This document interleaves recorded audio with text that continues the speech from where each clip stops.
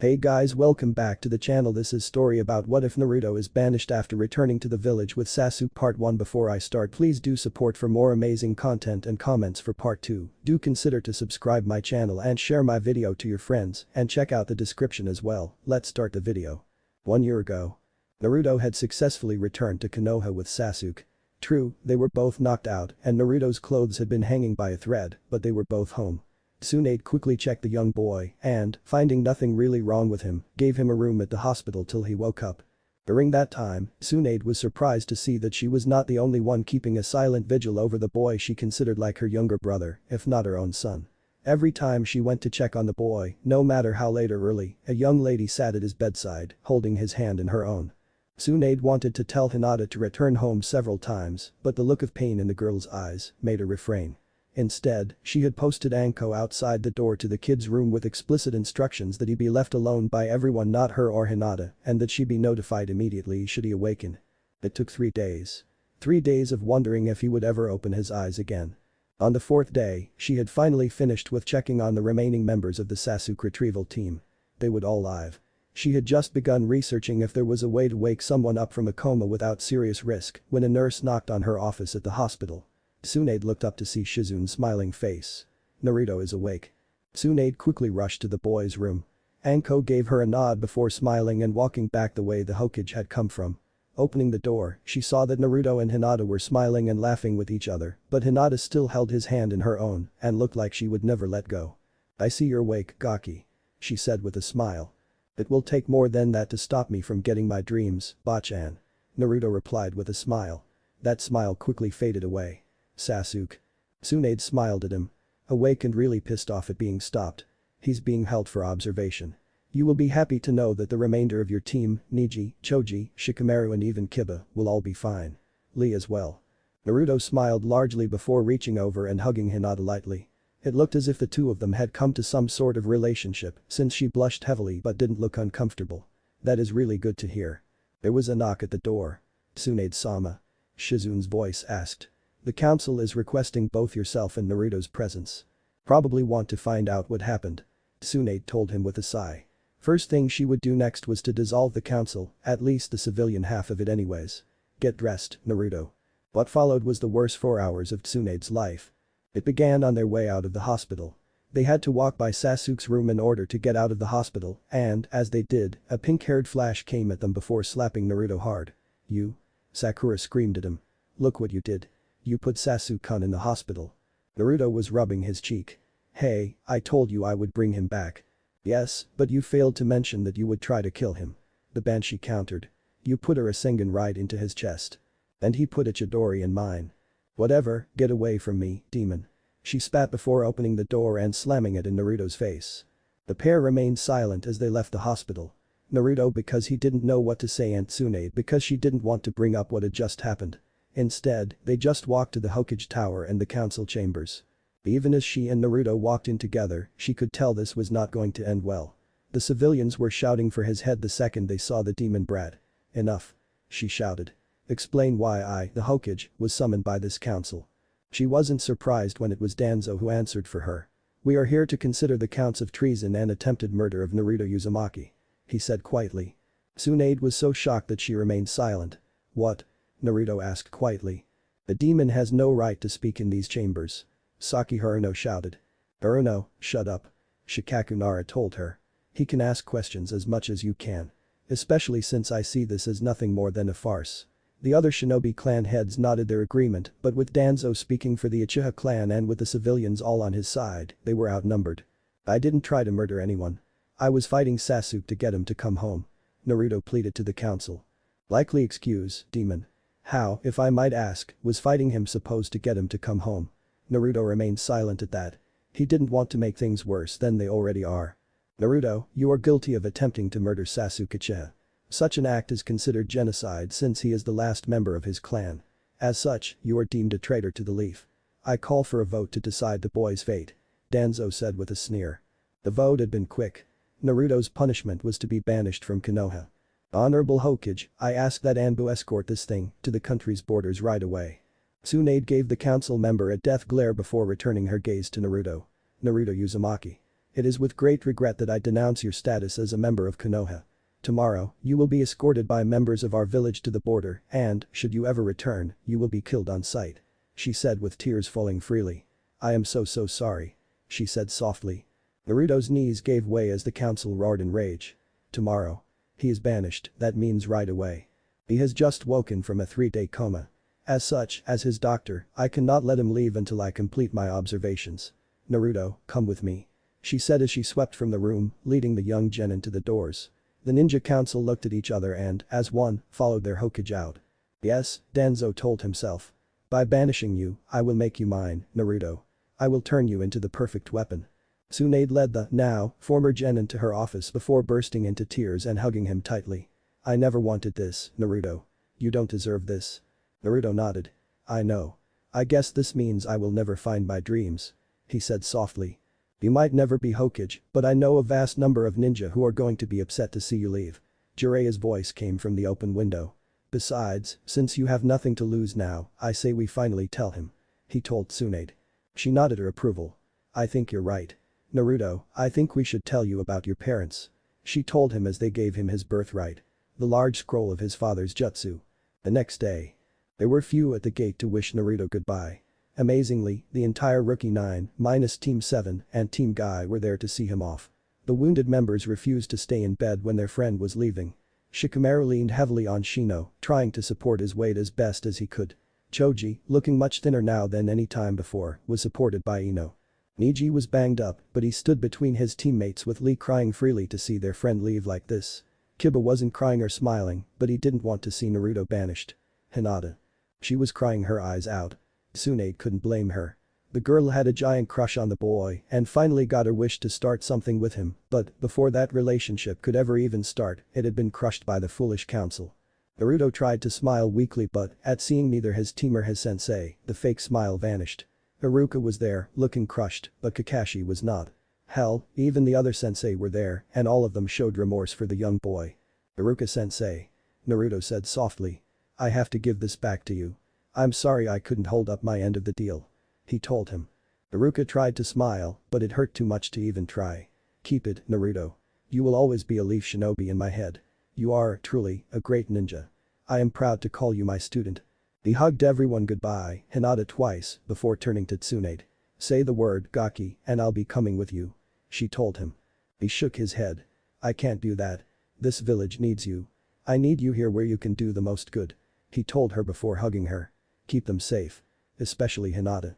I'm afraid where this is going. He broke the hug before looking down. Slowly, he removed the cursed necklace from around his head. Here, I can't take this with me. He told her as he handed it back to its original owner. Tsunade shook her head. It's yours now, Naruto. I cannot take it back from you.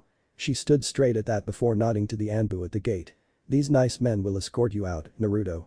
She said in her official voice. The laugh that came from Naruto surprised everyone. Why? I'm not actually here. He said with another laugh before turning into a puff of smoke. Tsunade and everyone else couldn't help but start to laugh. Naruto, the worst ninja of his graduating class, had just pulled one over on the council by making sure he couldn't be assassinated at the border. As the laughter faded, however, their despair at losing perhaps the greatest potential since Minato Namikaze was too great for all those assembled. Present day. Tsunade slammed her fist into the desk once more. It had been 1 year since she had lost all hope in her job. 1 year since she lost the last member of her family. Rummaging through her desk drawers, she pulled out a full bottle of sake and starts to find comfort as her mind returns to that awful week. That had been more than a year ago now. Since then, everything had gone to hell. The first thing that happened was the cutoff in trade from the Land of Wind. Shortly after, they received word from Suna that their alliance with Konoha was now void. Especially since the brand new Kazekage was personal friends with the now banished Naruto. Gaara delivered the news personally by walking into the council chambers and releasing his killer intent on all who were assembled. The only one still standing after the mental attack was Tsunade and the ninja council since it had been aimed away from them. The Land of Waves soon followed suit. Their excuse being that if they treated the hero of their nation like that, they would treat the nation with equal disdain. Having lost 2 of their major trade partners, the Fire Daimyo wanted answers. Tsunade gave them without fear, since she was not the one who was responsible. After finding out everything, including that Naruto was the Jinchuriki of the Nine-Tailed Fox and that his old friends, Minato and Kushina, were the boy's parents, he lost it. He immediately cut the village's funding and told them they were lucky he didn't start giving his missions to Suna. All of this, however, was minor in comparison to Sasuke Uchiha. The boy had grown so arrogant that he took his seat on the council next to Danzo. Somehow, he had expressed the need to rebuild his clan so much that the council allowed him to take as many wives as he wanted from anywhere. He immediately wanted Hinata Hyuga, but her father told him that, should he try, the entire Hyuga family, main and branch, would leave Konoha. Sasuke gave up on that for the moment, but, every so often, the subject came back up with the same reaction. Sakura Haruno became his first wife 3 months after Naruto's banishment and subsequent disappearance. She had been so happy to have Sasuke as her husband that she, actually, passed out upon hearing the news. However, the Uchiha didn't stop there. He, somehow, convinced Ino Yamanaka to marry him in 2 weeks after making Chunin. But the upcoming exams, and the council in his pocket, that looked like a sure thing for the 15-year-olds. The only thing stopping him would to be defeated in the Chunin exams before the finals. Tsunade could only think of 2 people who could do that, and one of them was the Kazekage. The knock on her door brought her head up. "Tsunade?" Jiraiya asked as he stepped in. He disappeared not long after Naruto's banishment, intent on finding the boy and making him his apprentice, but he never found him. The Toads had been no help because they liked the boy. Somehow, he had broken the summoning contract, leaving Gamabunta very angry at losing the son of Minato. "Hey Jiraiya," she said to him, depressed. Suna's representatives for the Chunin exams just came through the gate. He told her. Tsunade just shrugged. "Why would I care?" Jiraiya gave her a warning look. "It's the siblings." He told her. "Gaara is their leader, I guess, but they also have a 4th member. Don't know much, but he's hidden in a cloak and hood. I can tell, he's dangerous." Tsunade shrugged. "Well, I guess we will have to worry about people ending up dead again this time. Temari and Kankuro have no love for the village, Gaara even less." Jiraiya nodded his agreement. "What can we do?" Tsunade gave a grin as she raised the sake bottle on her desk. "Konoha. Remember, we are doing this for a reason," Temari told her brother. Kankuro just nodded. "I know. Fight hard, beat up Team 7, leave the rest relatively unharmed. Do you think they found someone to fill in?" Gaara nodded. "Trust me, Team 7 has been increased to full strength. They will make it into the exams. This village wants their precious Uchiha to become a Chunin as much as I want his head." He turned to their 4th member of this team. "Are you sure about this?" The last member nodded from inside his hood. "I will kill him." The voice menaced. Gaara nodded. "Very well. Our objective is to get into at least the final round. Mission objective is to get Sasuke Uchiha." All 3 members of the Sand siblings team nodded. The 4th member started walking away. Gaara quickly stopped him. "No, we must wait. If you do it now, they will just kill you." The hooded man nodded his head. "I apologize, Kazekage-sama. I let my emotions get the better of me." "I know. Don't worry. You're one of us now. I have no doubt in my mind that you will be the one to come out on top. Especially with your new techniques." The hooded man nodded again. "Temari, can you deliver these for me?" he asked as he handed her a pair of scrolls. "Why her?" Kankuro asked. Gaara shook his head. 2 reasons, first is that Temari won't kill anyone on complete accident while walking through the streets. "I said I was sorry," Kankuro told his brother. "Second, because she is a woman." The hooded man said as he and the Kazekage walked away towards their hotel. Kankuro followed not far behind as Temari left on her new mission. Hinata Hyuga was deep in depression. Even after a year, nothing could cheer her up. She spent her time walking around the town, not really watching where she was going. Kiba had tried for weeks to cheer her up, and nothing worked. He even attempted to henge into Naruto, but that had ended up with him getting punched in the face by the depressed Hyuga. Shino and Kurenai had tried to talk to her, but nothing worked. Her own father had dropped the mask of hatred that he had on for most of her life, and that still did nothing for the poor girl. The only one who could get her to talk had been Tsunade. That had just turned out information on why she was depressed. That reason was Naruto. She wasn't watching where she was going, like she had begun doing since he left, and thus walked right into someone. "SSORI." She stuttered. "It's okay." A familiar voice told her. Looking up, she found out that the voice belonged to Temari of the Sand. "Hinata Hyuga. Correct?" she asked. The dark-haired girl nodded, not trusting her voice.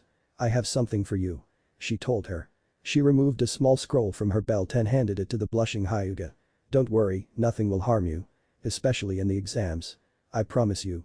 What is TTH this?" she asked. "A letter," she told her as she started to walk away. "From a friend." Hinata looked at the scroll before slowly unrolling it. "Hinata Hyuga. I know we have never really been on the best of terms, but I have some news for you. I know you have been depressed and hurting. I know this because of what Naruto told me about you. However, I need you to do something for me. I need you to be strong. Naruto is safe and healthy. I just talked to him before writing this for you. He asked me to relay you a message. I will be there for you. Now, I'm here in town for the Chunin exams. I am the Jounin for the team that I had previously been a member of. If you would like to talk, I have left instructions with the front desk of the main hotel that you are a welcome guest. I hope you would see fit to take the time to visit. I have much to tell you. Ara. Hinata quickly left towards the hotel, rushing to meet the Kazekage. Another knock broke the drinking party of Jiraiya and Tsunade. Yeah. The Hokage answered. Shizune stuck her head in. Lady Tsunade, I have a scroll for you from the Kazekage. Tsunade stood and took the scroll from her assistant before opening it. Lady Hokage. I apologize for cutting off all ties between our villages. I know you understand why I did it, but I think I should explain several things first. I couldn't believe that your council would throw out their greatest weapon. The power that Naruto has was something that no one can really understand who doesn't have the same power. He helped me understand it, so, in turn, I helped him harness his. That's right. I have met with Naruto. For reasons I cannot say, I will not say where he is. I want to make sure he is as safe as you do. After all, he is my friend. What I can tell you is this, he is healthy, safe and secure. I am staying in your village, as I am sure your spies have told you. I am the leader of my siblings' team. If you want to talk, I would love to talk with you about anything other than politics, since we are no longer allies. Maybe you could talk with a member of my team. He has been having some trouble this past year. Ara. Tsunade sobered up fast as she read the letter before handing it over to Jiraiya to read. He, as well, sobered up as he read. I guess we go see the Kazekage. He told her as they left together. Ara's hotel room. Ara sat with his back to the wall. Temari had just returned from her mission and sat by the door, cleaning her fan. His brother sat on the other side of the door to the room, while his fourth member stood just inside the outside balcony, looking out on Konoha. I can't believe that we are standing here, looking at Konoha. He said softly. Ara nodded. I know. I never really expected to return here ever again. Especially after my last visit here. He said as he stood next to his teammate. There was a knock at the door. Gaara. I have the Hokage, Jiraiya, and Hinata Hyuga out here. Kankuro said as he stuck his head in. Ara nodded to Temari and she got up to join her brother. Give us a few moments and then show them in. He said as the door closed. He turned back to the last member of the team. Are you sure about this? Revealing all this information before the exams. The man shrugged and shook his head as he raised his hood up and covered his face. No, but these three are the ones who deserve to know. After all, they are the three closest. He shut up as the door opened to allow in Temari. She led the small group in and was followed by the Hokage, Jiraiya and Hinata before Kankuro came in behind the Konoha ninja. He closed the door and performed several privacy jutsu. Gaara, Jiraiya began. I hope it was okay that I came along. The Kazekage nodded. Perfectly fine with me, Jiraiya-sama. I assume you are all here to learn of our dear friend. It's okay. Kankuro told them all. My privacy jutsu are foolproof. Gaara nodded. Okay. Naruto. He said with a smile. They all nodded. You have seen him. Seen him, talked to him, shared a meal together, fought. You would think the two of them were brothers with the way they act around each other. Temari said with a grin. He says hi, by the way. Tsunade smiled. I'm just glad he is okay. Before we get started on the back and forth questions, I have a real important one that I would like answered. Jiraiya told them all. You said you helped him harness the Kyuubi. Gaara nodded. As a Jinchuriki, I deemed it my job to teach him to control the beast within, not that he needed my help. Apparently, you should be thanking your luck that Naruto was the one in control when he was banished. How so? Tsunade asked. Gaara gave an evil smile. He told me he almost took the seal off. The three Konoha ninja gasped. Not to worry, though. He made a decision, one that I would have made differently, but nonetheless, he's in control from now on. Tsunade and Jiraiya looked at each other, while Hinata looked confused. I thought he loved Konoha. Why would he almost let loose? Keyword there is loved. Temari said with a smirk. Not to sound cruel, Hinata, but what was really stopping him? I know, but I wonder if you do. Hinata thought about it before a blush crept into her face. It was me, wasn't it? Temari nodded and Hinata let out a deep sigh. Her boyfriend had refrained from destroying the whole village because of her. Naruto-kun, she said with sadness. Tsunade saw the fourth Sunin ninja, the one who stood facing away from them all, flinch at the name. Anyways, how come he didn't need your help with the Kyuubi? Gaara grinned. Why, he made a deal with the demon himself. What? Tsunade and Jiraiya shouted out loud. A deal? What deal? They said together again. He made a deal to gain access to the Kyuubi's chakra and power for revenge on the Uchiha clan. Tsunade nodded. But what does the Kyuubi get out of it? Revenge on the Uchiha clan, like I said. Gaara told her. Look, all I know is, the day he was born and his mother lost the Kyuubi was not acting on its own against Konoha. It was being controlled by an Uchiha. Jiraiya frowned in concentration. It all makes sense, now. He said. What does? Hinata asked. Beyond him, the last thing he said to me was a name. Madara Uchiha. I didn't get it, but now I do. Madara is, or at that time was, still alive and in control of the Nine Tails. Tsunade and Gaara nodded. Anyways, Naruto made a deal. He got the increase in power while he swore he would kill Madara, Itachi and Sasuke to rid the world of the Uchiha. Tsunade smiled. Is it sad that I wouldn't care less for him if he did? Everyone shared a laugh. Still, I must apologize to you, Lady Tsunade. This isn't an apology from the Kazekage to the Hokage. It's me to you. I didn't want to cut off all our relations. However, I needed to make a point. She smiled a soft smile. I know, Gaara. If Naruto was Hokage and you had been banished from Suna, he would have done the same thing.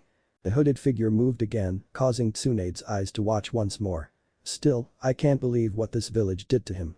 Especially after I learned that his Gaara. Tsunade cut him off. That is an S-class secret. The four Suna ninja laughed lightly. We all know. The only one in this room who doesn't know is Hinata and, if anyone should, it should be here. Especially with how the brat feels about her. Kankuro told her. I should know what? Hinata asked. Oh alright. Tsunade said. Remember, this is an S-class secret. It's about Naruto's family. See, Hinata, Naruto is actually named after his mother's clan. The Uzumaki are originally from the land of whirlpools before it fell. He couldn't take his father's last name because his father was a great ninja with many enemies. Jiraiya nodded. I trained his father, just like I wanted to train his son. He was something else. A man of many names. Feared by all ninja across the land, loved by us here in Konoha. To his enemies, he is known as the Yellow Flash. To us, here, we know him as the Yondium Hokage, Minato Namikaze. It took several seconds before Hinata did something she swore she would never do again. She fainted. Everyone shared a laugh. Okay, I should probably get out of here before the council decides we are planning something. 2 questions before I go. First, what are you all doing here? Surely there was some other Jonin that could have led the team instead of you, Gaara. He nodded. There were several, my former mentor Baki being one. However, I feel like this mission deserves a more personal touch. Mission? Jiraiya asked as Hinata started to wake back up. Himari took care of answering him. Our mission might look to be participate in the exam, but we have an underlying mission. Destroy Sasuke Uchiha. Tsunade nodded her head. She held no love for the fallen prince of a dead clan. Understandable, but how do you expect to do that? Pain, Kankuro told her. Lots and lots of pain. Sasuke is just our primary objective. Secondary targets are Kakashi Hatake, Sakura Haruno, the Konoha elders and, of course, Danzo. Oh, and whomever replaced Naruto on Team 7. Temari explained further. Tsunade looked shocked. That's a tall order. The 3 siblings shrugged. Well, we have our individual assignments. During the exams, Kankuro is supposed to go after the replacement. I get to hurt the pink banshee and our friend here actually volunteered to go after Sasuke. She said as she placed a hand on the 4th member of the team. That brings me to the second question. I don't like being left in the dark. Just who the hell are you? She said with a point at the hidden man. Before we get to that, I have a proposition for you, Hokage. Gaara said simply. Tsunade raised a brow. I don't know if I like where this is going. Gaara raised a hand. Nothing bad, I promise. I would like to attempt to re-establish friendly ties to Konoha. I have a way we can do this, but I am afraid of your response. Tsunade looked at Jiraiya. I promise to listen and not lash out if that is what you are afraid of, Gaara. Gaara nodded. That is all that I can ask. I would like to arrange a marriage between our villages. 1 clan member, a male, from my side and a female from your own. Tsunade nodded. It seemed like a reasonable offer. Do you have someone in mind for either? Gaara looked over at the hidden man once more and received a nod from him. Yes, I would like to marry of my teammate, Dachi, with Hinata Hyuga. Tsunade looked at the cloaked man. I will have to see him before giving the final approval, but Hinata. She played with her fingers. I love Naruto-kun. Gaara smiled. I thought you would say that. He looked at the last member of the team. Go on. It was your plan. He said simply.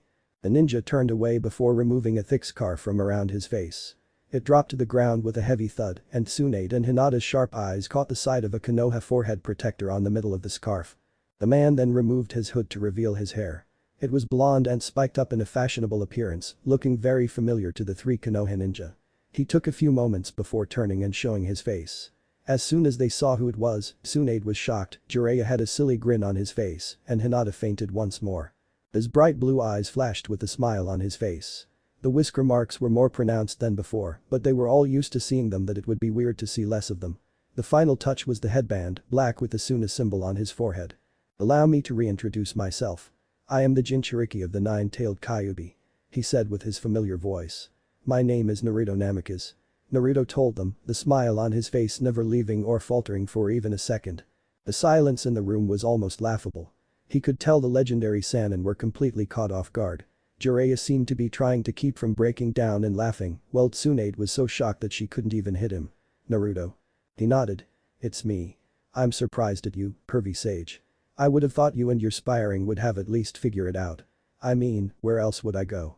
Jiraiya actually laughed as he stood and embraced his former student. "Naruto," was all that he said. The two stood for a moment before Jiraiya broke the hug. "You're right. I should have figured it out. I was so careless.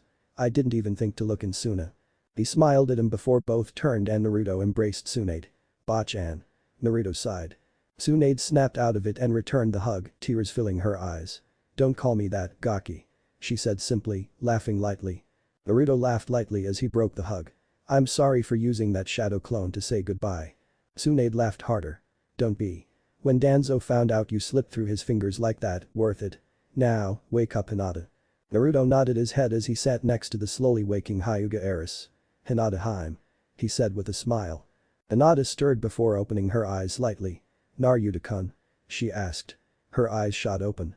"Naruto," she shouted as she jumped into his open arms. The young couple shared a brief moment together in silence as they both were overjoyed at having the other in their arms. Hinata broke the hug first before looking at Tsunade. "Honorable Hokage, my answer is yes. 1,000 times, yes." Everyone shared a laugh while Temari gave a slight one and looked uncomfortable. "How am I supposed to beat her?" she thought. "Well, Kazuki-age, I guess that is your answer. Why don't the four of you swing by the council chambers tomorrow for our meeting and we will announce it then." She looked at Naruto. "Are you going to remain hidden throughout the exams?" He nodded. "Until I get my hands on Sasuke, yeah." Hinata looked at him. "Namikaze. Your father's name?" Naruto nodded. "Yeah, Naruto Uzumaki is wanted in the Land of Fire. Had to change the name and why not use my dad's? By the way, whoever did replace me?" "No one," Jiraiya told him. "Team 7 has been functioning as a three-man cell since you left. For the exam, however, Ino is joining them and Choji is being sat out." He was not happy about it, but the council made that decision. Hinata nodded. "I am very happy you are here, Naruto-kun. Sasuke was getting ready to force me into a marriage." A deep growl came from Naruto, scaring the Sannin, but the siblings and Hinata didn't even feel it. Tsunade said with menace. "What did I ask you to do?" She shook her head. "I have been. He has been trying since you left. I was able to warn Hiashi and he's been pushing back with the help of the Ninja Council. However, if Sasuke gets Ino as his wife, he will have 2/3 majority in the council and can get whatever he wants. All I have left are the Hyuga, Aburm, Inuzuka, Nara and Akamichi. Yamanaka has to vote with Sasuke after the wedding or he will destroy the whole clan." Naruto's anger vanished at that. "Well then," he said. "It's a good thing she's arranged to be married now." A smile lighting up his face. Hinata blushed deeply as the idea hit her. "Wait, that was we are engaged?" Naruto nodded. Hinata's squeal of delight brought smiles to everyone's faces except Temari. She had turned and looked out the window to hide her face from the room. Tsunade stood. "Right, the marriage of Hinata Hyuga to Dachi from Suna will be announced at our weekly council meeting. I expect that the 5 of you be there. Jiraiya, are you coming with me or are you planning on bothering the kid some more?" Jiraiya stood as well. "I'll come with. I think we have a bottle of sake still to finish and I am in a celebratory mood now." "Wait." Hinata shot up. "What about my father? He will be so angry that I'm being forced into a marriage with a hostile nation that he might do something drastic." Tsunade nodded. "Don't worry. I'll try to explain as best as I can. However, should he try and put that damn seal on you, you come find me, Jiraiya or Gaara." Hinata nodded. "Good, you kids have fun and try not to get into trouble," she told them as the two left together. Temari left shortly after, saying something about needing to get out and do something. Gaara hadn't missed the look of hurt on his sister's face as she passed by the, now, happy couple. Great, Temari. Had to fall. He thought. "Hinata, why don't you go home for now? We don't want anyone to start to get suspicious." Hinata nodded her agreement before kissing Naruto for the first time. The kiss was brief, but Naruto was stunned. "You're right, Kazuki-sama," she said as she stood. "You have to maintain your depressed look. We can't have anyone, especially on the council, figure out what is going on before we can get to Sasuke." The Hyuga nodded. Before bowing once to Gaara, hugging a still stunned Naruto and leaving. Kankuro nodded once to Gaara. He hadn't missed the look on his sister's face either and knew that the two friends should talk this out. He got up with his puppets and left right after Hinata closed the door. Naruto took a few moments to come out of his daze before turning to Gaara. "That worked out well." Gaara gave a genuine laugh at that. Naruto was the only one who could make him do that. "Naruto," he said with a warning in his voice. "It appears that I am at an impasse." "How so?" the blonde asked. Gaara looked at him. "Have you noticed anything strange about Temari lately?" Naruto gave a slight nod. "She's a lot friendlier than when I first showed up in Suna, she smiles a lot at me, blushes sometimes, ah crap," he said as he figured it out and held up his hands to Gaara. "I didn't do anything, honest. I would never betray you like that." Gaara fixed him with a green-eyed stare before letting out a deep sigh. "No, Naruto. I'm worried because, well, Temari has never really looked at men before. She had that weird crush on your friend Shika something." Naruto nodded. "Shikamaru. That's him. Anyways, she had that crush, but I think she figured out who she wants to be with, and I think it's you. What are we going to do? I like Temari, I think of her like a sister actually, maybe it is more. I have been paying more attention to her and she is cute. Especially when she blushes. Just like Hinata," Naruto said slowly. "What should I do?" Gaara shrugged his shoulders. "I don't know. Mitsuri and Sari both have crushes on me and I am in the same position as you. I was thinking about marrying both of them." Naruto's head shot up. "You can have multiple wives." Gaara nodded. "You are Suna." "Suna, why?" "It's just that, here in Konoha, only under special circumstances can you have multiple wives." Gaara laughed a little. "Yes, but Konoha is more prosperous or they were before you left and the birth rate between male to female is normal. In Suna, we have an influx of women to men. About 3 to 1. That, combined with how bad our village is financially and my father set up that law. One that I have yet to abolish." Naruto thought about it. "What happens if you give too much attention to one wife over the other?" Gaara shrugged. "They get jealous." "How should I know?" A light went off in the Kazukiya's head. "What about the three of you?" Naruto looked at him confused. "What? Me, Hinata and Temari? I don't know if that is such a good idea. I just got my Hime back. I don't want to lose her again. It hurt too much the first time. I also don't want to hurt Temari because she is special to me too. Just let me talk to her. Find out if this is genuine or not." Gaara tried to explain. "If it is, maybe the three of you should sit down and talk about it." Naruto nodded before slamming his head against the table. It had been such a good day too. Next day, Konoha Council Chambers. Naruto had wrapped up his face once again. It felt nice knowing he was about to walk in to announce his marriage to Hinata, even if he was using his undercover name. Gaara looked over at his team and saw the looks of determination in their eyes. "Right, we can either enter now and brood or wait for the perfect moment." "Brood?" Kankuro said. "I like brooding. It's fun to creep out people like that." "Yes, but at least 4 of our targets are inside. I say we make an entrance." "Dachi agrees with me," Temari said with a wink at Naruto. Naruto was happy his face was covered to hide his blush.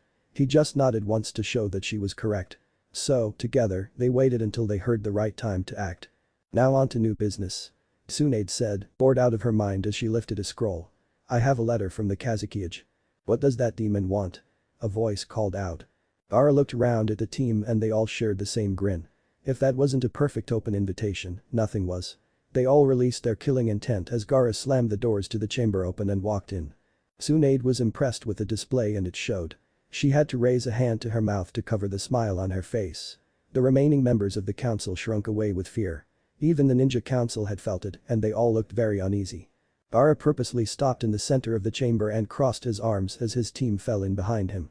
They were spread out with Kankuro to his left, Temari to his right, and Naruto Dachi with his back to Gaara to watch behind them. Their teamwork together had them very comfortable with each other. "I'm waiting." Gaara growled. Tsunade nodded. "I was just about to inform the council of the request," she said as she unrolled the scroll. "The Land of Wind is offering to establish relations again. That's good news. Maybe the Land of Waves will follow and we can get our trade back." Saki Haruno told the council. "They make a request, though, to cement their relations. They want a union between the two villages." She raised her eyes and closed the scroll. "They want to arrange a marriage." Gaara nodded as the council debated amongst themselves. Naruto's eyes caught sight of Sasuke and Danzo talking to each other. Before he knew what he was doing, he released another wave of killing intent that dwarfed the last one. The room fell into very dead silence. Himari reached over and grabbed his wrist to calm him down. She had also caught sight of the two targets sitting together, but she also had the Hyuga clan in her sight, and Hinata's eyes would not leave the man she had fallen in love with. I request a marriage between a female of one of your clans for my student, Dachi. Gaara explained as he waved a hand at Naruto's back. He comes from a long line of ninja and Suna and one day might replace myself as Kazekage. Naruto felt the hard stares into his back. Why does he hide his face? A council member asked. Is he hideous or something?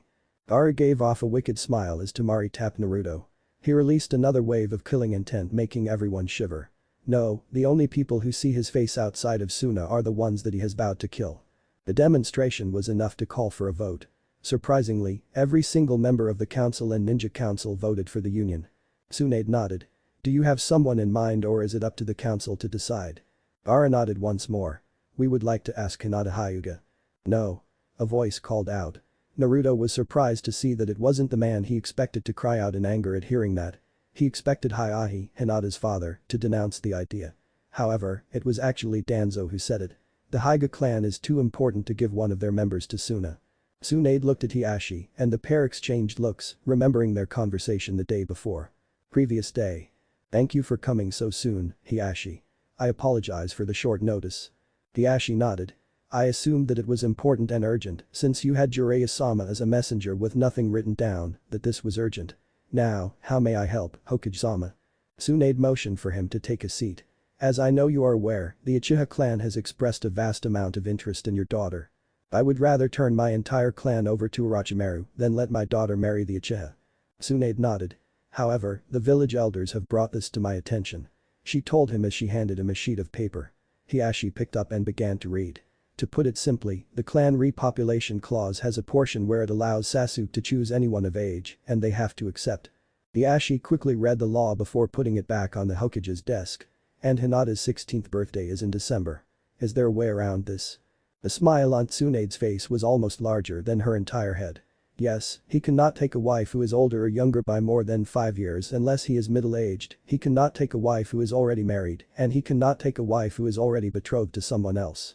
Also, never from another village. I'm assuming you know something. 2 things. The first is that I had a very interesting conversation with the Kazekage earlier. Hiashi's brow raised.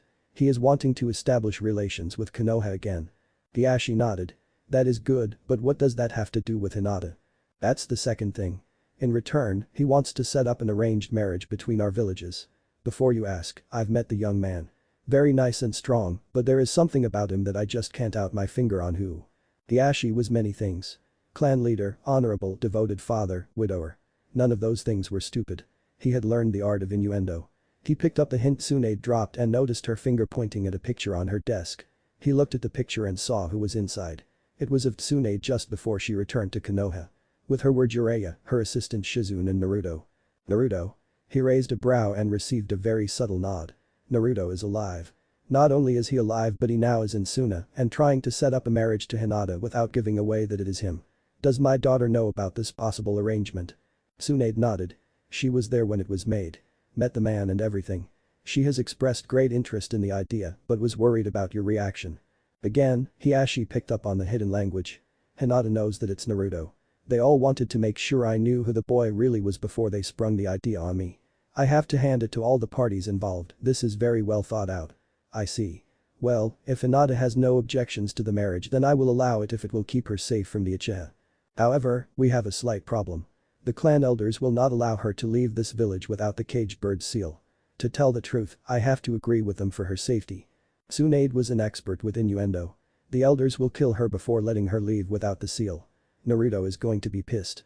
I understand. That is most unfortunate. However, it is a clan decision and I cannot interfere. I will let the Suna representatives know. Hiashi held up a hand. Let them know that it will be the modified seal. Tsunade looked surprised. Modified. Hiashi nodded. Ever since the Chunin exams last year where Naruto fought Neji, I have been working on a caged bird seal that has the effects of the normal one without the main branch being able to inflict pain on the sealed. The seal locks down the Byakugan upon the death of the sealed, but it also, somehow, makes it so that the sealed cannot pass on their Byakugan to future generations. Tsunade nodded. How come I have never heard of this? The Ashi bowed his head. Because we have yet to try the seal out. Like I pointed out, it would remove the branch house from the Hyuga clan itself, and that is something that I cannot do. I have become almost obsessed about these damn seals as my daughter. I want to unify our clan once more and, in order to do that, I need to figure out how to make the seal work. How do you know it will remove the Byakugan from the children if you haven't tried it yet? Aishi smiled. I can see it. Minato did teach me some things about seals before he passed away, and I have a copy of one of his scrolls all about sealing. Hiashi remained quiet for a brief moment in time as he thought about it. I have to think about this, but so far, it would be the best way for this to turn out. The elders get their seal and I make it so that she cannot be punished. Hinata might not be able to give birth to Hyuga children, but she will, instead, be the mother of Naruto's. Tsunade nodded her approval as well. Very well. I will leave it to you. I will inform the Suna. She smiled again. Any questions for me on your end? Just one, the young man's name. Tsunade rose from her seat to show Hiashi the door. Dachi of the Flowing Sands. You cannot seriously be thinking of handing over a Hyuga to one of our enemies. Danzo shouted at Tsunade. Tsunade turned and smiled sweetly at the crippled man. I do believe that this council just voted to set up and allow the arranged marriage. Now, it is up to the individual clans affected to make their decisions. If the primary clan says no, we will open up the floor to discussion. She looked at Hiashi. Lord Hyuga. Your thoughts? Hiashi stood, along with Hinata. For almost a year now, I have attempted to keep my daughter away from an arranged marriage. Her heart had been crushed, and I refused to allow any more pain to happen to my daughter. The Uchiha clan has not respected that wish and keeps attempting to coerce myself into allowing the marriage where I do believe that Hinata would be mistreated to the utmost degree. She would be seen as nothing more than a breeding machine. However, after recent developments, one of which being this idea, I am not totally opposed as long as I get two things answered by the young man who would become my daughter's husband. Dachi of the Flowing Sands, are you an honorable man who will treat my daughter with the utmost respect and care for her, as long as you shall live? Naruto nodded his head before answering in a gravely voice. I am, Lord Hyuga. He said with a deep bow. The Ashi had been taken back. He hadn't expected a vocal answer. Very well. The second question is this. You have been told about our seal by the Hokage, correct? Naruto nodded once more. Recently, we have modified our caged bird seal. It would keep Hinata from passing on her Byakugan to further generations, but it does not inflict pain as punishment. If the ability is what you wanted, it will not be given at all to your children you would have out of the marriage. Honest to Kami truth, is this a problem? Naruto exchanged a look with Gaara. I believe Dachi is most worried about being lied to about the pain as punishment idea. He had a very harsh childhood at the hands of his father and does not consider that a good thing. Are you being honest about this, Lord Hyuga? Gaara explained. Nicely done, Naruto. You have the Kazuki-age answer the question for you when your emotions might betray your identity. I would never allow my daughter to be treated in such a way. You have my word, as a ninja and a father, that I speak the truth. The elders will not allow Hinata to leave Konoha without the seal, and this was my way to protect my daughter. Naruto Dachi bowed once more. I accept this condition. Her bloodline did not factor into this equation. Equation?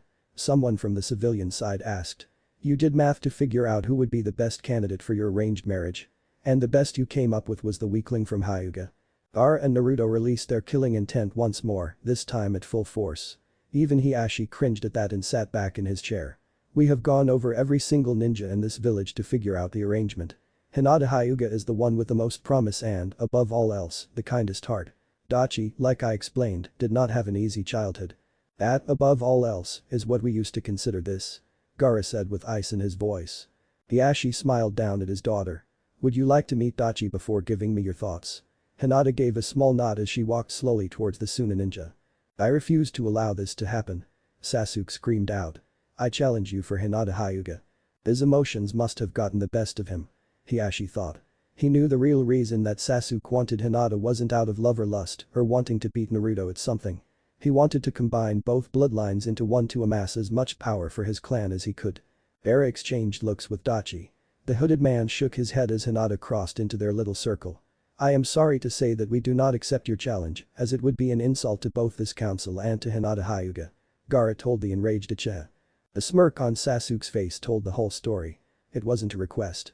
He said simply as he disappeared. A few seconds passed before Harry appeared next to Naruto Dachi, this time with a kunai in his hand. He swung down, hoping to embed the kunai into the Suna's chest. Hinata rushed forward to attempt to stop him, but she knew she wouldn't make it. Just as the blade was about to connect with Naruto, it turned at a weird upward angle and away from the ninja. At the same time, his hand flashed up and gave Sasuke a chop into the windpipe. The Uchiha's eyes widened as he felt the hit and he dropped to his knees. As he did, a huge gust of wind came and threw him back into the Uchiha clan seats. Naruto's eyes never left the pale lavender ones of his fiancée. Anzo jumped to his feet. Anbu. Arrest those ninja. Why? Tsunade asked. He defended himself in front of everyone here. He refused a challenge, Sasuke attacked, he defended. Besides, none of those attacks were even close to lethal. Anzo wanted to argue with the Hokage, but she was right. While the chop might have hurt, he saw there wasn't much force behind it and the wind effect just threw him away from him. I have to agree, Honorable Hokage. He said as he moved to glare at the Kazukiya's team. What he found was a well-Orgina's team standing in the center of the room. Kankuro had unleashed one of his puppets, Temari had opened her fan to show the three suns, Gaara had drawn a line of sand at his feet, and this Dachi had moved himself to put himself between Sasuke and Hinata. To even think about attacking them now would be suicide. Well, Tsunade said as she clapped her hands together. I think that should be enough. With the Chunin exams in a few days, we will hold our next meeting after the exams have completed. Council is adjourned. She said as everyone stood and proceeded to leave. Naruto smiled from beneath his scarf and bowed before Hinata. As he rose, he gave her a wink before joining the siblings and left. Hinata watched him go with a heavy heart, wondering when she would see him again. A sound caused her to look over her shoulder to find her father and Tsunade standing there. I think I've made my decision, father. She said with her depressed voice. I know, dear. Was all she said as they left together. Very well played, Naruto. You made Sasuke look like a power-hungry idiot, Hinata remained her depressed self, and you didn't give anything away for the exams while defending yourself. There may be hope for you left. Tsunade thought as she proceeded to walk to her office, feeling happier than she had for a long time. The four Suna ninja returned to their hotel room without problem. Temari was trying to figure out what she should say to him to get her point across. She knew that he was in love with Hinata. Hell, that was all he talked about since they started this crazy mission, but she wanted him to know how she felt for him too. Naruto announced he wanted to make a trip somewhere. Gaara told him to take Kankuro with him in case Anbu got jumpy, and soon the pair left, leaving Temari with her younger brother. Temari. Gaara said as he sat across the table from her. Something on your mind you want to share? She just shook her head. No, just it's nothing. It's Naruto, right? She shot him a look of astonishment. Oh, come on. You have been upset ever since he revealed himself to Hinata. It's not hard to figure out. She took a deep breath. I don't know. He gave me so much already. He gave me you again. I thought we had this thing going. He was always nice to me, talked about random things that had no real weight in the world, laughed and joked with me. I felt like I was really getting to know him and everything, and then, the second we get back here, he goes back to Hinata. She growled out the heiress's name. I want to beat her senseless, but at the same time, I don't want to hurt Naruto. Gaara remained quiet for the whole explanation. Look, I'm no expert as you can tell, but how does he make you feel? Temari thought about it for a few moments before sighing and blushing slightly. Complete. Like I don't have to worry about anything. He makes me feel warm and just being around him is addictive and makes me crave more. When he's gone, I think of nothing but him, and when he is close to me, I just want to keep him there. Gaara nodded his head. You, my dear sister, are in love. I know. How do I stop it? Because I see this ending in two ways. The first being that I get hurt, or the second that I hurt either Naruto or Hinata, possibly both. Temari asked. Bear raised a finger. There is a third way, but it is defiantly the most difficult. He told her. The marriage law. I still haven't abolished it since our numbers are still 3-1. Temari laughed. Yeah, right. Like Naruto would take me as a second wife. He might if you talk to both him and Hinata about it. And I don't mean individually. You need to talk to both at the same time so they both know where you are coming from. Temari laughed. When did you get so wise in love, Gaara? He shrugged. Naruto and I are friends, but you are my sister. I just want to see you happy. Gaara told her. If that is with my closest friend, great. However, Naruto is just as confused as you. You mean, he knows? She blushed. Gaara nodded. I told him yesterday. What did he say? Temari asked. Gaara shrugged. Ask him yourself tomorrow. I don't think he is going to be very talkative when he gets back. Why? Where did he and Kankuro go? Gaara looked her straight in the eye. To visit his mom and dad. He told Kankuro that he didn't know where he was going, that he was just letting his feet carry him rather than tell them where they were going. Naruto knew that it was a lie. He had one destination in mind, one that he had to make it to before he could start his plan for revenge. Together, the pair walked through town and towards the far side, away from everyone and everything. Kankuro was about to ask why they were coming this way when he finally caught sight of their intended location. "Oh, he said. I'll give you some time." Naruto nodded from under his hood. "Keep close, though. I'm thinking either Danzo or the council will try something," he told him. "I'll just be a bit," he said simply as he entered into the graveyard by himself. He had been here the night before his banishment, finally getting a chance to talk to his parents. This time, he wanted to talk to them as well as someone else. It was to this first grave that he went to. "Hey old man," he told the grave. "It's been some time now, hasn't it?" Gears in Sarutobi, the third Hokage, had always treated him well. He was like a grandfather to Naruto, and he had been very upset after the invasion when he found out that he had died. "I didn't get a chance to stop by when I was on my way out. I'm sorry. I should have told you. The council, in their infinite wisdom, had me banished about a year ago now. During that time, I made my way over to Suna and joined them. Gaara taught me how to use the Kyuubi to my advantage and the two of us made peace. You don't have to worry about me. I'm fine," he said with a slight smile. "Granny Tsunade and the pervy sage told me about mom and dad. I know what you did was to protect me, but I hated you for it at first. I was so angry with you that I didn't come here to say goodbye before I left. I'm sorry and I hope that you can forgive me for that. Hope you can tell me whenever I see you again," he said as he rested his hand on the gravestone. "I hope you're happy with your teachers and my mom and dad," Naruto told the stone as he walked away. He didn't have to walk far before another pair of headstones made him stop. "Hey, I made it back. I told you I would," Naruto told them. "I hope you two are still fine." He took a seat in front of them. "Look at me. I made it through 1 year of banishment and learned so much since then. Gaara took me in and made me a Suna ninja like I thought he would. Since then, I learned how to control the Kyuubi better. Well actually mom, I made a deal with him." He cringed as he could swear he felt the rage from his mom. "Hey. I got a lot stronger through that, strong enough to defend everyone and everything after I take care of some things like revenge," he said angrily. "I know how upset you guys are about it, but I don't have to worry about the Kyuubi getting loose anymore. I can use its strength and power to protect everyone, especially Hinata." A smile came across his face as he stared at their headstones. "I, Kinda, proposed. By Kinda I mean that we entered into an arranged marriage. But, I wish you were here, Dad. I could use your advice. You could have just asked me." Kyuubi's voice filtered through his head. "Kyuubi, what do you know about girls?" "No, I have something for you," the tailed beast told him before he felt himself enter his mindscape. Naruto found himself not where he expected himself to end up. He was fully expecting to be in the sewers of his mind where the Kyuubi was caged. He didn't expect to find himself standing in a solid white room. "Kyuubi. What is the point of this? You asked for my advice, did you not?" A strange, yet extremely familiar, voice asked from behind him. Naruto turned and his jaw dropped in surprise. It was almost like looking into a mirror for him, but he knew it wasn't him standing in front of him. The man had the same blonde hair, the same blue eyes, but he was dressed completely different. While Naruto had his brown long robes and dust cloak on, the man wore blue with a white long coat that had blue flames on the bottom. He looked slightly bored, and Naruto noticed that there were no whisker marks on his face. However, there was a small smile as he opened his arms. "Not even a hug for your old man?" Naruto couldn't believe it. Standing in front of Hai, in his mind, was his dad. Minato Namikaze. The fourth Hokage. "Dad." Minato nodded at him. "Dad." He screamed before launching himself into his first ever hug with his dad. "Yeah, it's me." Minato said softly and with a small laugh. "Look, I don't have much time. This was part of the seal I placed on you so I don't have long. My chakra inside the seal will dissipate soon. So, what advice can you use?" Naruto smiled at him. "It's about girls." Minato's smile became much larger. "Ah, yes, Hinata and Temari." At Naruto's confused look he explained. "I'm a part of you and the Kyuubi. I can see what you have done. Now, my advice, you need to talk to both of them and then to Hinata and Temari alone. You need to talk to Hinata first after that since she will be your first wife. She might get jealous and, let me tell you, a jealous wife is not something you really want."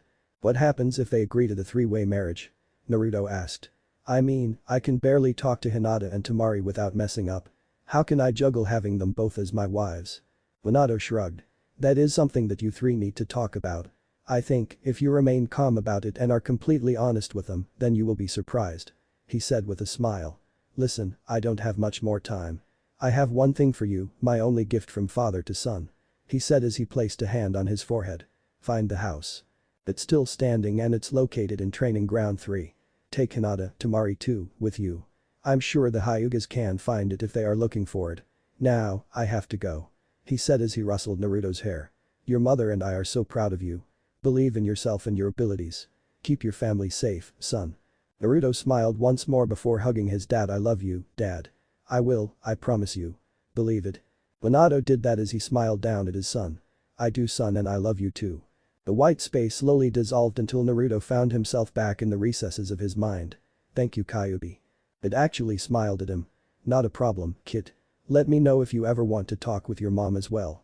She left a bit of her chakra as well, so she could stop you from taking the last part of the seal off.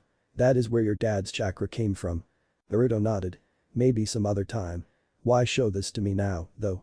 The vision began to disappear again. You asked for it. Was all the Biju said as Naruto returned to the real world. Achi. Kankuro's voice screamed into his ear. Snap out of it. We got a problem. Naruto stood at that moment and turned around. Kankuro had deployed Salamander to stand between the pair of them and the 5 black cloaked figures in front of him now. Let me guess, Danzo. Naruto growled in his Dachi voice. Kankuro, can you promise to help me make sure none of them get away? The smile on his brother's face was larger than Naruto remembered ever seeing. Oh, I think I can do that. Naruto nodded as he looked at the 5 Anbu agents in front of him. Last chance, leave now and you will live. The second I take this hood off, you will die. None of the black cloaks left. Very well. Naruto said, dropping the growl for his voice. I guess I will have to kill before the exams. The Anbu agents looked confused as Naruto dropped his scarf from his face. Who? One asked them. Oh, allow me to introduce myself. My name, Naruto removed the hood. Is Naruto Namikaze. He said as he charged up all of the power the Kyuubi gave him at once. Shadow Clone Jutsu. He whispered as 4 clones appeared. Let's go. Temari and Gaara were waiting for the pair to return from Naruto's little journey. I hope they are okay. Temari said to no one. Gaara actually laughed slightly. Well, let's think about this. Kankuro took Salamander and Crow with him, so he has his strongest defense and defense on him. Naruto has perfected his defense, has unlocked his full Kyuubi form and is far stronger than he was when he defeated me. I think they will be fine. But Naruto wants to keep from announcing his presence. If he unleashes, he will give away that element of surprise. Gaara nodded. Yes, but I don't think he will unleash just yet. Do you? If he finds Sasuke on the street, yeah, I do. Especially after that attempt to attack him. The smile on Gaara's face rivaled that of the one Naruto used to wear before his exile. He was fine. He had his defense up. Didn't you see it? Temari nodded. Yeah, but I've never seen anything like that before. It's Naruto's version of my sand defense. In actuality, his is probably better, but I have more experience in using mine. Gaara explained. He creates a very intense gust of wind that can deflect attacks. It's almost like an armored shell around him.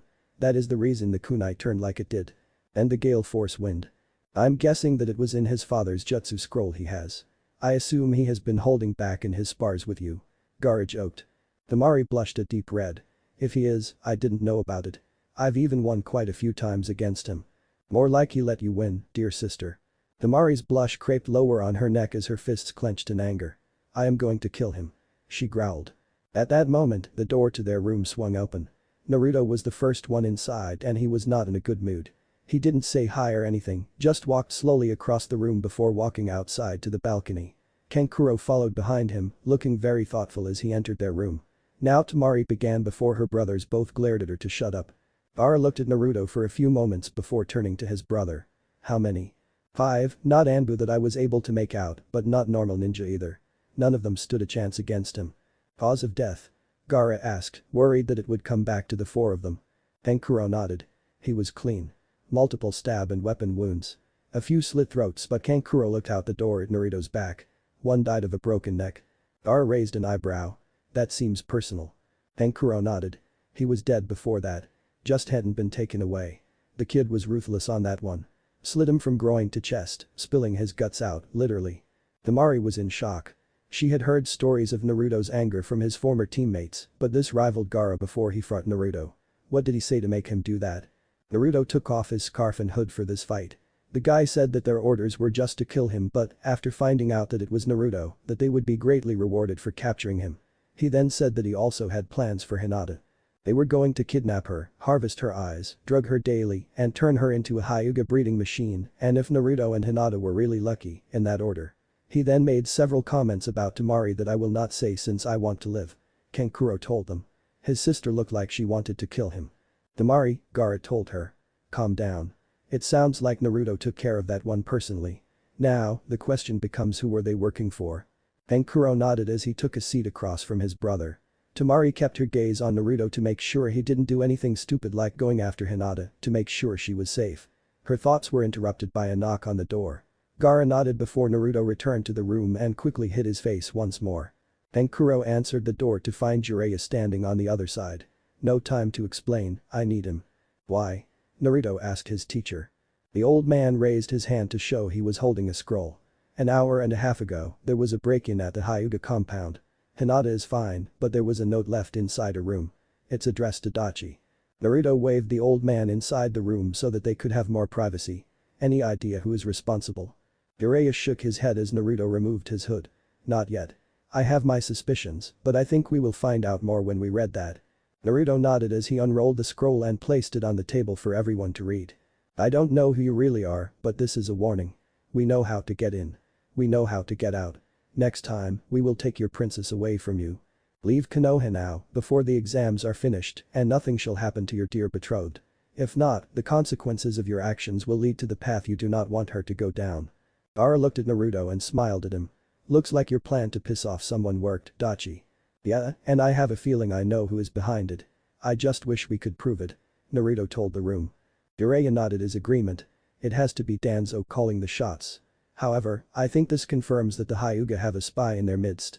Naruto nodded as well. We need to get Heishi in on this. I also want to move Hinata and Hanabi away from the compound. The danger to either of them is too great to risk. I have an idea where they can go, but I need a Hyuga to go with me to find it. He looked at Jiraiya. Can you get a message to Hinata and ask her to meet me at Training Ground 3? Jiraiya looked at him in shock. Who told you? He asked. I didn't think anyone knew about it besides your mom, dad, Tsunade and myself. Naruto smiled at him. Let's just say that you are completely correct. He said easily. Now, go. It would look weird if you stayed longer. Let me know what Hiashi says when you get a chance. Jiraiya took one more look at his student before leaving in a rush. Well, what are we going to do about this? Kankuro asked. We're not leaving before the exams start, right? There is no way in hell we are running from this fight. Gaara shook his head. No, but I think we might need to prepare for a war instead of just a fight. Naruto had to agree with that assessment. Someone was trying to get at him through his Heim. I just got her back. If Hinata goes somewhere, I want to knock on that door just seconds after it closes. To do that I need to use it. Temari nodded as he placed a hand on Naruto's shoulder, causing both to blush lightly. When you do, I'm coming with. She said simply. As are we. Gaara told them. Naruto smiled at his friends he was close enough with to actually feel comfortable in calling them his family. Day of exams. Naruto walked slightly behind Temari and Kankuro as they entered into the exam building. He knew that his job was to stay as hidden as possible and not to try and break his cover. So far, he had refrained from using any jutsu that could be traced back to him. I can't wait to get my hands on that traitor. He growled quietly as the three made their way into the first exam room. Temari nodded her agreement. I know. It will be so nice not having to cover for you anymore. She teased him. Naruto just grunted at her. Their relationship had improved again to what it was before they had left Suna. Naruto was happy because he felt like Gaara was right. He had started to notice the little things that she did around him that told him what her feelings were. What are we going to do about the third member? Kankuro asked. Naruto shrugged from his hidden hood. It's not like it's her fault. Ino just got trapped in a bad situation. So, if we get a chance, we can see if she will walk away. If not, well, then we stick to the plan. The three of them sat in the back and watched groups of ninja arrive. Naruto was very happy to see that both Team Guy and teammates showed up together and in high spirits. He watched as Hinata exchanged looks with Temari and he knew what was being said. Hinata moved to come and say hello, but a raised hand from Temari and a look at her teammate stopped her in her tracks. Naruto was secretly happy that Hinata and her team didn't come anywhere near them. It would be difficult to explain his scent and chakra signature to Kiba and Shino. After all, the team was made up of the best tracking clans in Konoha.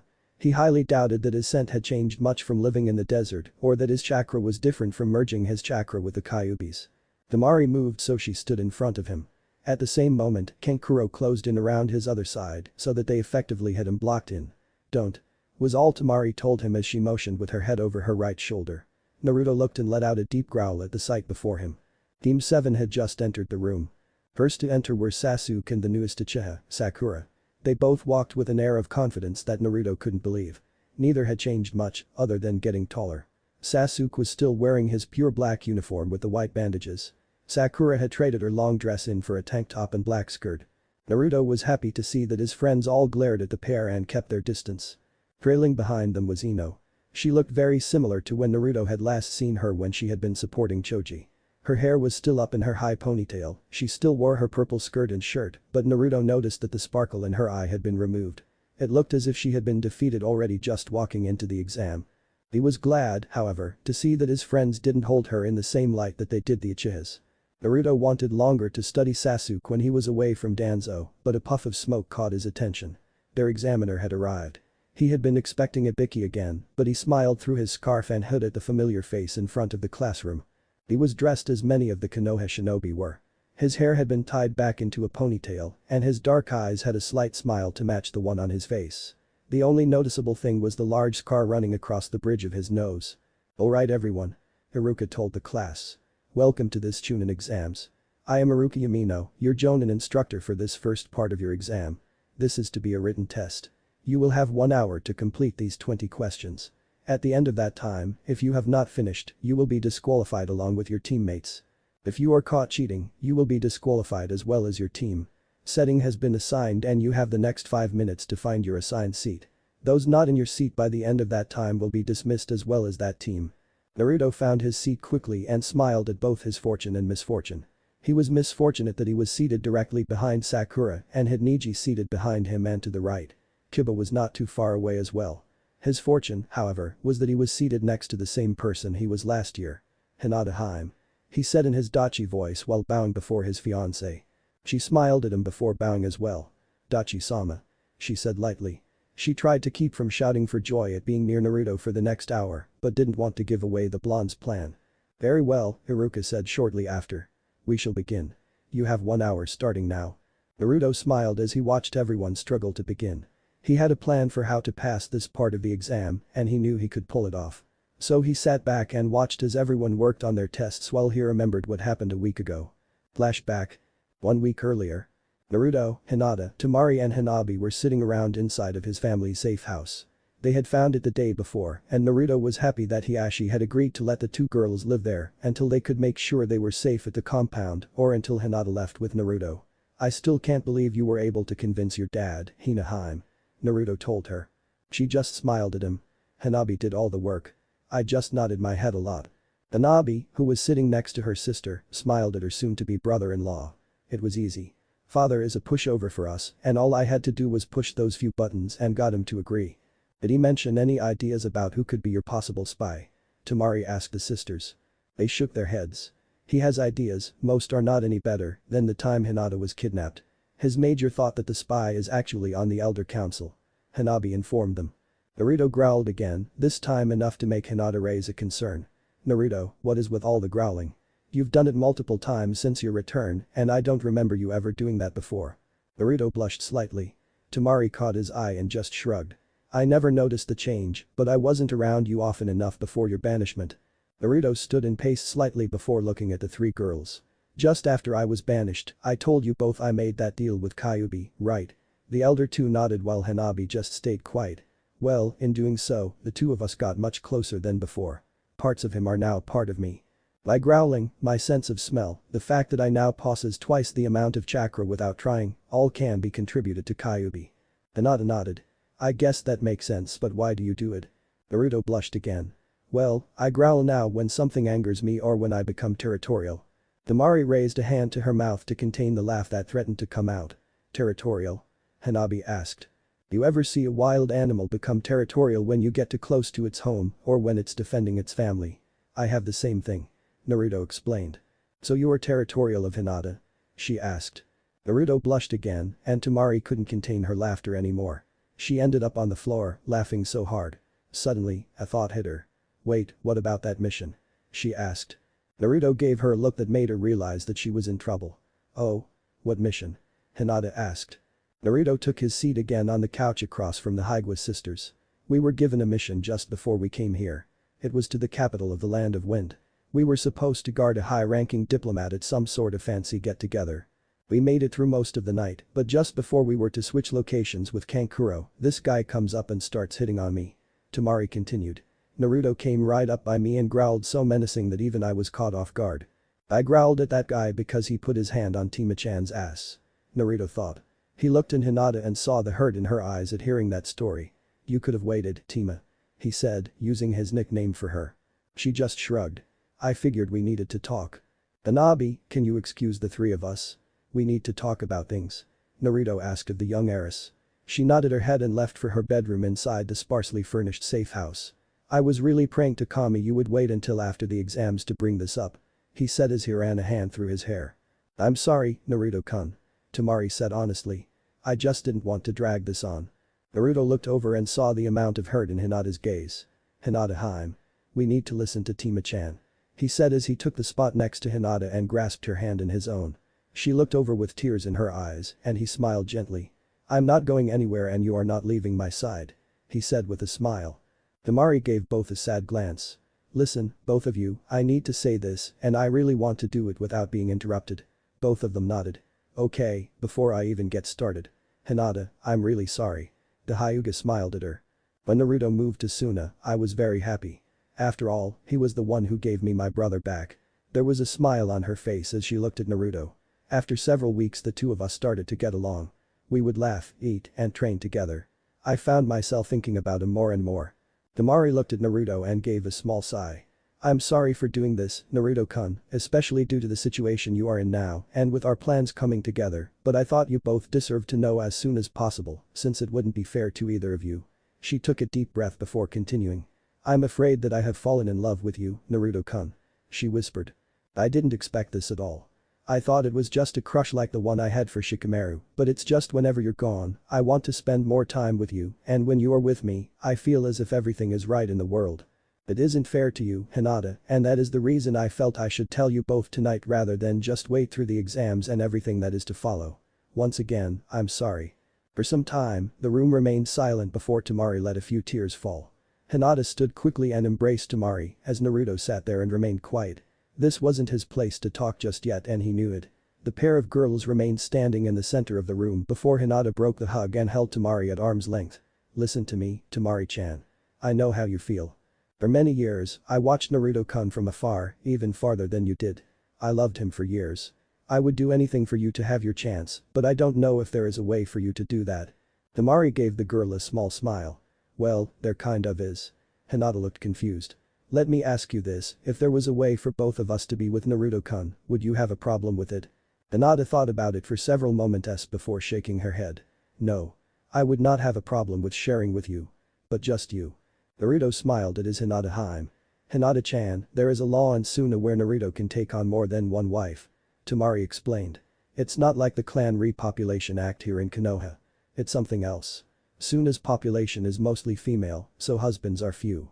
Add in that we do not have the income that you do here in Konoha, and my father made a law about taking on multiple wives.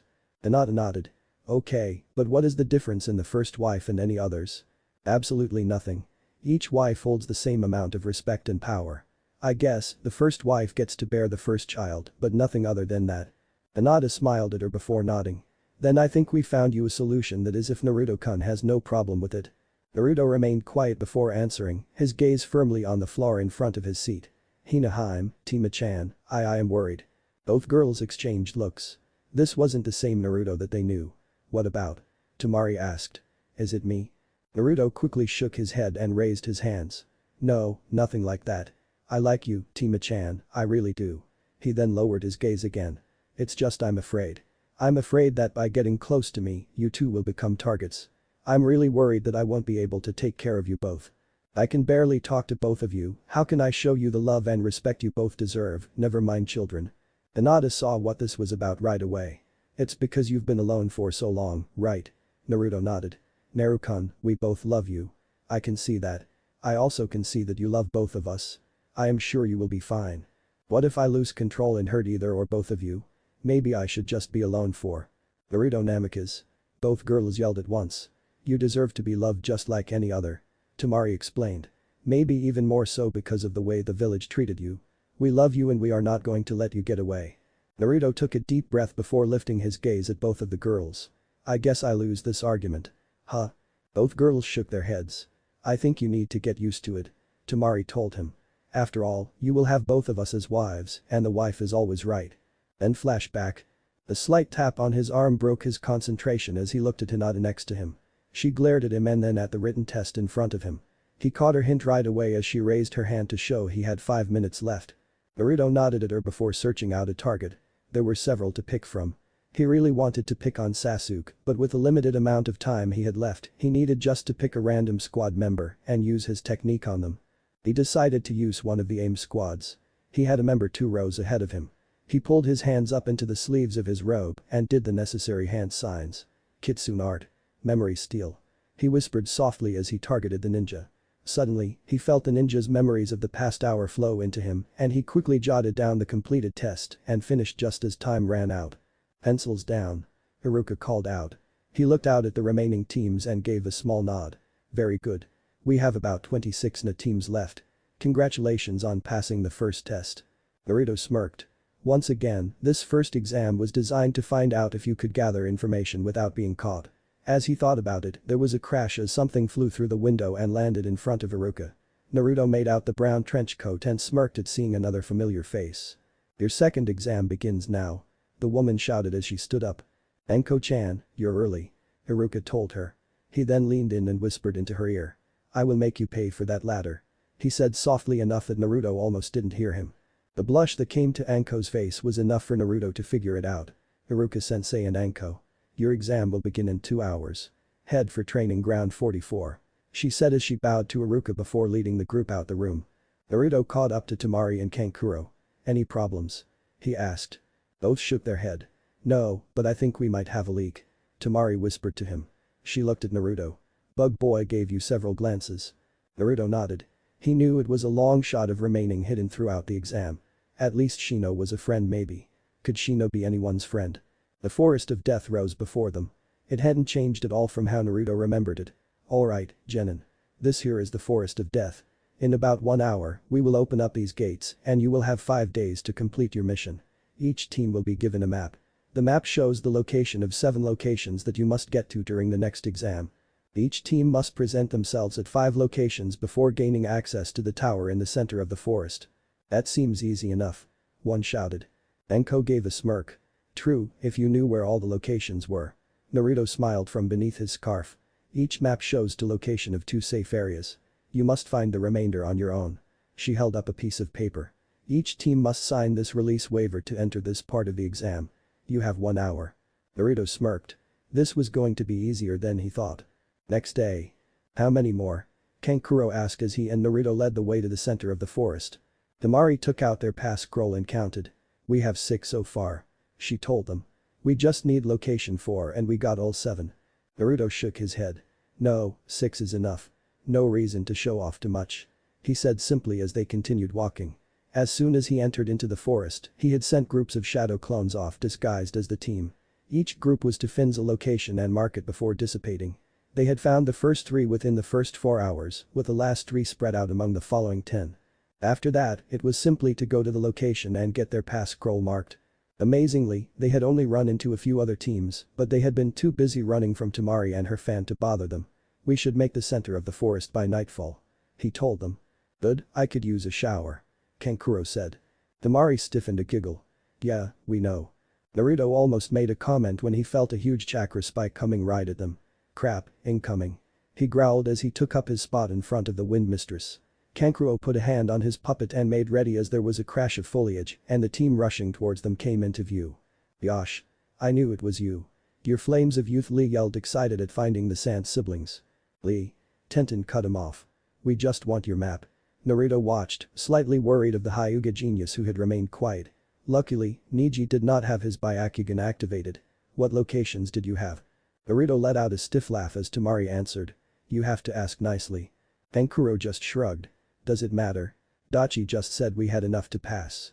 He said as he threw Team Guy the map. Here. Naruto gave the puppet master a nod as the 3 continued walking. You're just going to give it to them? Temari asked. Naruto just shrugged. They are friends. He growled in his Dachi voice as they passed and continued on their way. He felt the Hyuga turn his gaze on the three of them as they passed, and he really hoped his identity was still hidden. If word got out before the finals. Naruto just prayed that Neji would keep his mouth shut for once. Naruto and his team made great time getting to the tower in the center of the forest. They had finished in just under 24 hours after the start of the second stage. Upon entering, the team was met by the Hokage and Kazekage, both shared the same smile. Congrats on making it so fast. Tsunade told them as she left. Since they were the brother, sister and student of Gaara, they were told that they would be staying in the Kazekage's suite. Naruto immediately went to the balcony once more and began meditating, trying to find out how his friends were doing. He's been worried about her. Kankuro explained to Gaara. Apparently, several of the teams that are from the other countries are similar in strength to the last exam cycle. Gaara nodded at Kankuro. I would be too if Mitsuri was in this exam. The team from Kiri is said to be incredibly strong. He paused and looked at Temari. What do you think? After all, he is your boyfriend. Temari gave a light blush but smiled at what Gaara said. He's worried just because she's not here. It has nothing to do with the other teams or thinking that her team is too weak or anything like that. Hell, if he was still a Konoha ninja, I would be worried about him too, even if Team 7 is the strongest team out of Konoha. All three siblings shared looks as they returned their attention to the last member of the group. Naruto-kun? Temari asked. Come back inside. I'll give you a nice massage and you can rest since you used so many clones to help us get through that. Naruto turned around and gave her a small smile as he stood. That sounds like a great plan. After all, I can't do anything now, can I? All three shook their heads. Just as long as they stay away from Sasuke and the Kiri team, they will be fine. He said as if he was trying to reassure himself. Hinata and her team had stopped as the sun started to fall behind the trees.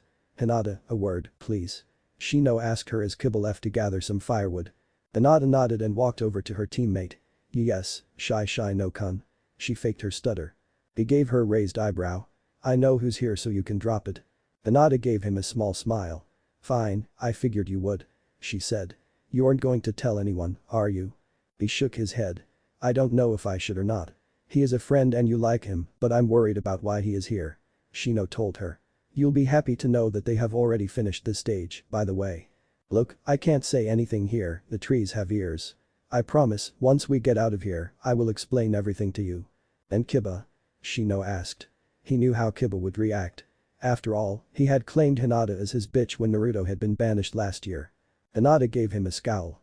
I think we both know the answer to that one. Trust me, he will not endanger Konoha at least, while I'm still here. Shino caught that hint and shuddered to think what would happen if Hinata had left with Naruto like she had wanted to last year. I feel like I should know that man. Neji was saying across the forest from his cousin. Which one? Tenten asked from her place next to their fire. She had caught a few rabbits and they were making rabbit stew. Neji shook his head. The one who keeps himself bundled up in those robes and his teammates with the Kazekige's siblings. While searching for chakra signatures, has stood out. It was familiar. I just can't remember where. Lee looked up from where he was doing push-ups near the tents. Did we fight him at some point? Neji just shrugged. I don't know. I wish I knew exactly who this guy is. His name is Dachi of the Flowing Sands. Tenten began. He is a student of the Kazekage and some think that he is actually his apprentice. Dachi is also the one who has entered into that arranged marriage with your cousin, Neji. Both Hinata and your uncle approve of him.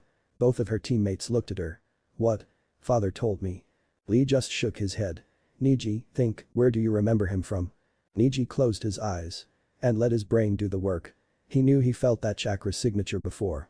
I remember it from the Chunin exams last year, not the invasion, but actually during the exams. He thought on it before his eyes shot open. No. He shouted out in surprise. It's Naruto. Naruto? Lee and Tenten asked together. How do you know? Tenten said as she scooped out helpings of the stew. We haven't heard anything from him since his banishment. When I fought against Naruto in the exams, he used a secondary chakra that reopened his Tenketsu points. That man, Dachi, has the same red chakra that Naruto used. Neji explained. Lee looked confused as he started eating the stew. Couldn't it be someone who just has the same thing that he did? Neji shook his head. Unless there are two Kyuubi, I don't think so. That's what the red chakra is in his system. It's the chakra from the Kyuubi. Besides, only one person has ever come close to having that same feel to their chakra, and that is the Kazekage, which makes sense seeing how they both have tailed demons sealed inside of them. Even then, the Kazukige's is slightly different from Naruto's. This Dachi and Naruto is almost an exact match. Almost? Tenten asked confused. Niji just nodded. Before, during the exams, it was as if the red chakra was an inferno contained inside Naruto.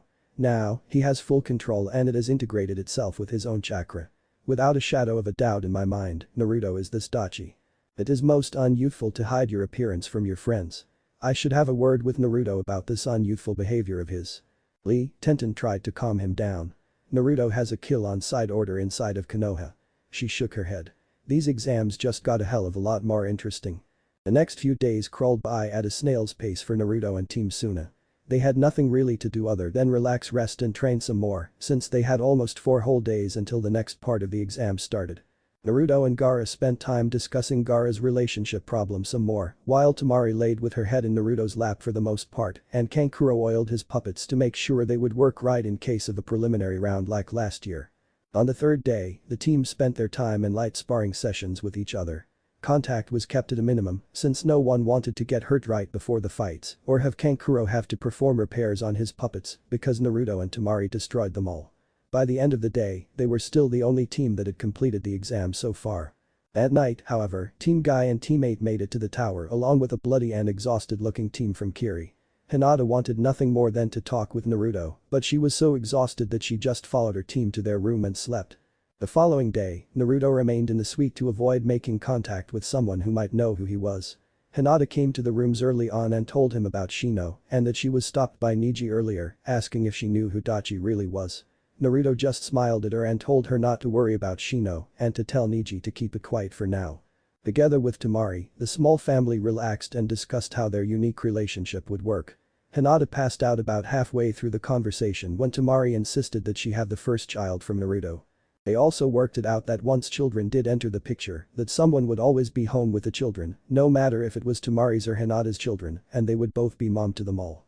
Naruto smiled as he fell asleep that night with Temari curled up next to him at the thought that he finally had what he had been missing all those years before in Konoha. A family that loved him for who he was. The next day was the final day of the 2nd round. Amazingly, a new rookie team from Konoha had been able to make it to the tower the night before. All 5 teams were assembled inside the arena just before noon. 5 teams, 15 fighters. Sounds like we will have 7 fights to see who makes it to the finals with one person getting an automatic entry. Naruto thought. As he finished his thought process, the doors behind them swung open to reveal a tired-looking Team 7. Naruto smirked as he saw that Sasuke's swagger had been removed from his step and that Sakura looked like she couldn't even stand, much less fight. He exchanged looks from inside his robes with Temari and Kankuro as they both smirked at the unfortunate Team 7. Naruto was surprised to see that Ino was smiling as she walked behind the other two and giggled alongside Tenten like it was some secret between the pair of them. Hinata blushed and giggled as well at hearing the quick conversation the two girls were sharing. Lee couldn't stop a smile coming to his face while Niji hid behind the Hyuga mask. Congratulations are in order for completing the 2nd stage. Tsunade began while Naruto started to drown her out. It was the same speech from last year with Kiba interrupting that they had all heard this already and hurry up with the fights. 6 teams, 18 fighters now. There was a black mass that appeared in between the teams and the instructors as it formed into the shape of a man. Standing before them, his hair still held up in a ponytail that made him look like a pineapple was another old friend of Naruto. Troublesome. The rules of this stage are simple. You will have to fight one person to make it on. You win, you pass and go to the finals. You lose, you don't. You will stop if I tell you to, your opponent is knocked out or dead, or if you cannot continue. Last chance for those who would like to drop out. Immediately, Ino and one of the Kiri ninjas raised their hands and were told they could remain and watch. Naruto watched as the giant screen returned and scrolled through the names, finally stopping on 2. Shikamaru nodded. Dachi of Suna and Ryachi Hisakawa of Konoha please remain. Everyone else can watch the fight from the balcony. Naruto turned to face his opponent. He was shorter than Naruto now and wore a green t-shirt with black sleeves, black pants and shinobi sandals and a bandolier across his chest. Both fighters ready? Shikamaru asked. Naruto nodded as he pulled his hands into his robes and bowed. As he did, he started working through the multiple hand signs needed for this technique he wanted to use. Begin. Shikamaru told the fighters as Naruto landed on the final sign. Demonic Nightmare Possession. He whispered softly as he caught his opponent in his strongest ninjutsu. He smiled as he watched the boy's eyes widen before closing and falling backwards. He's stuck in a ninjutsu. I recommend someone get him out of it before his mind shatters. He growled out in his Dachi voice as he walked away. Shikamaru looked at him confused until Ryachi began to scream in his sleep. "Winner. Dachi," he said as he rushed to the rookie's side to remove him from the Genjutsu. Across the room, the Konoha teams began whispering to each other while Shino and Neji caught Hinata's eye and smirked. "What was that?" Kiba asked his sensei.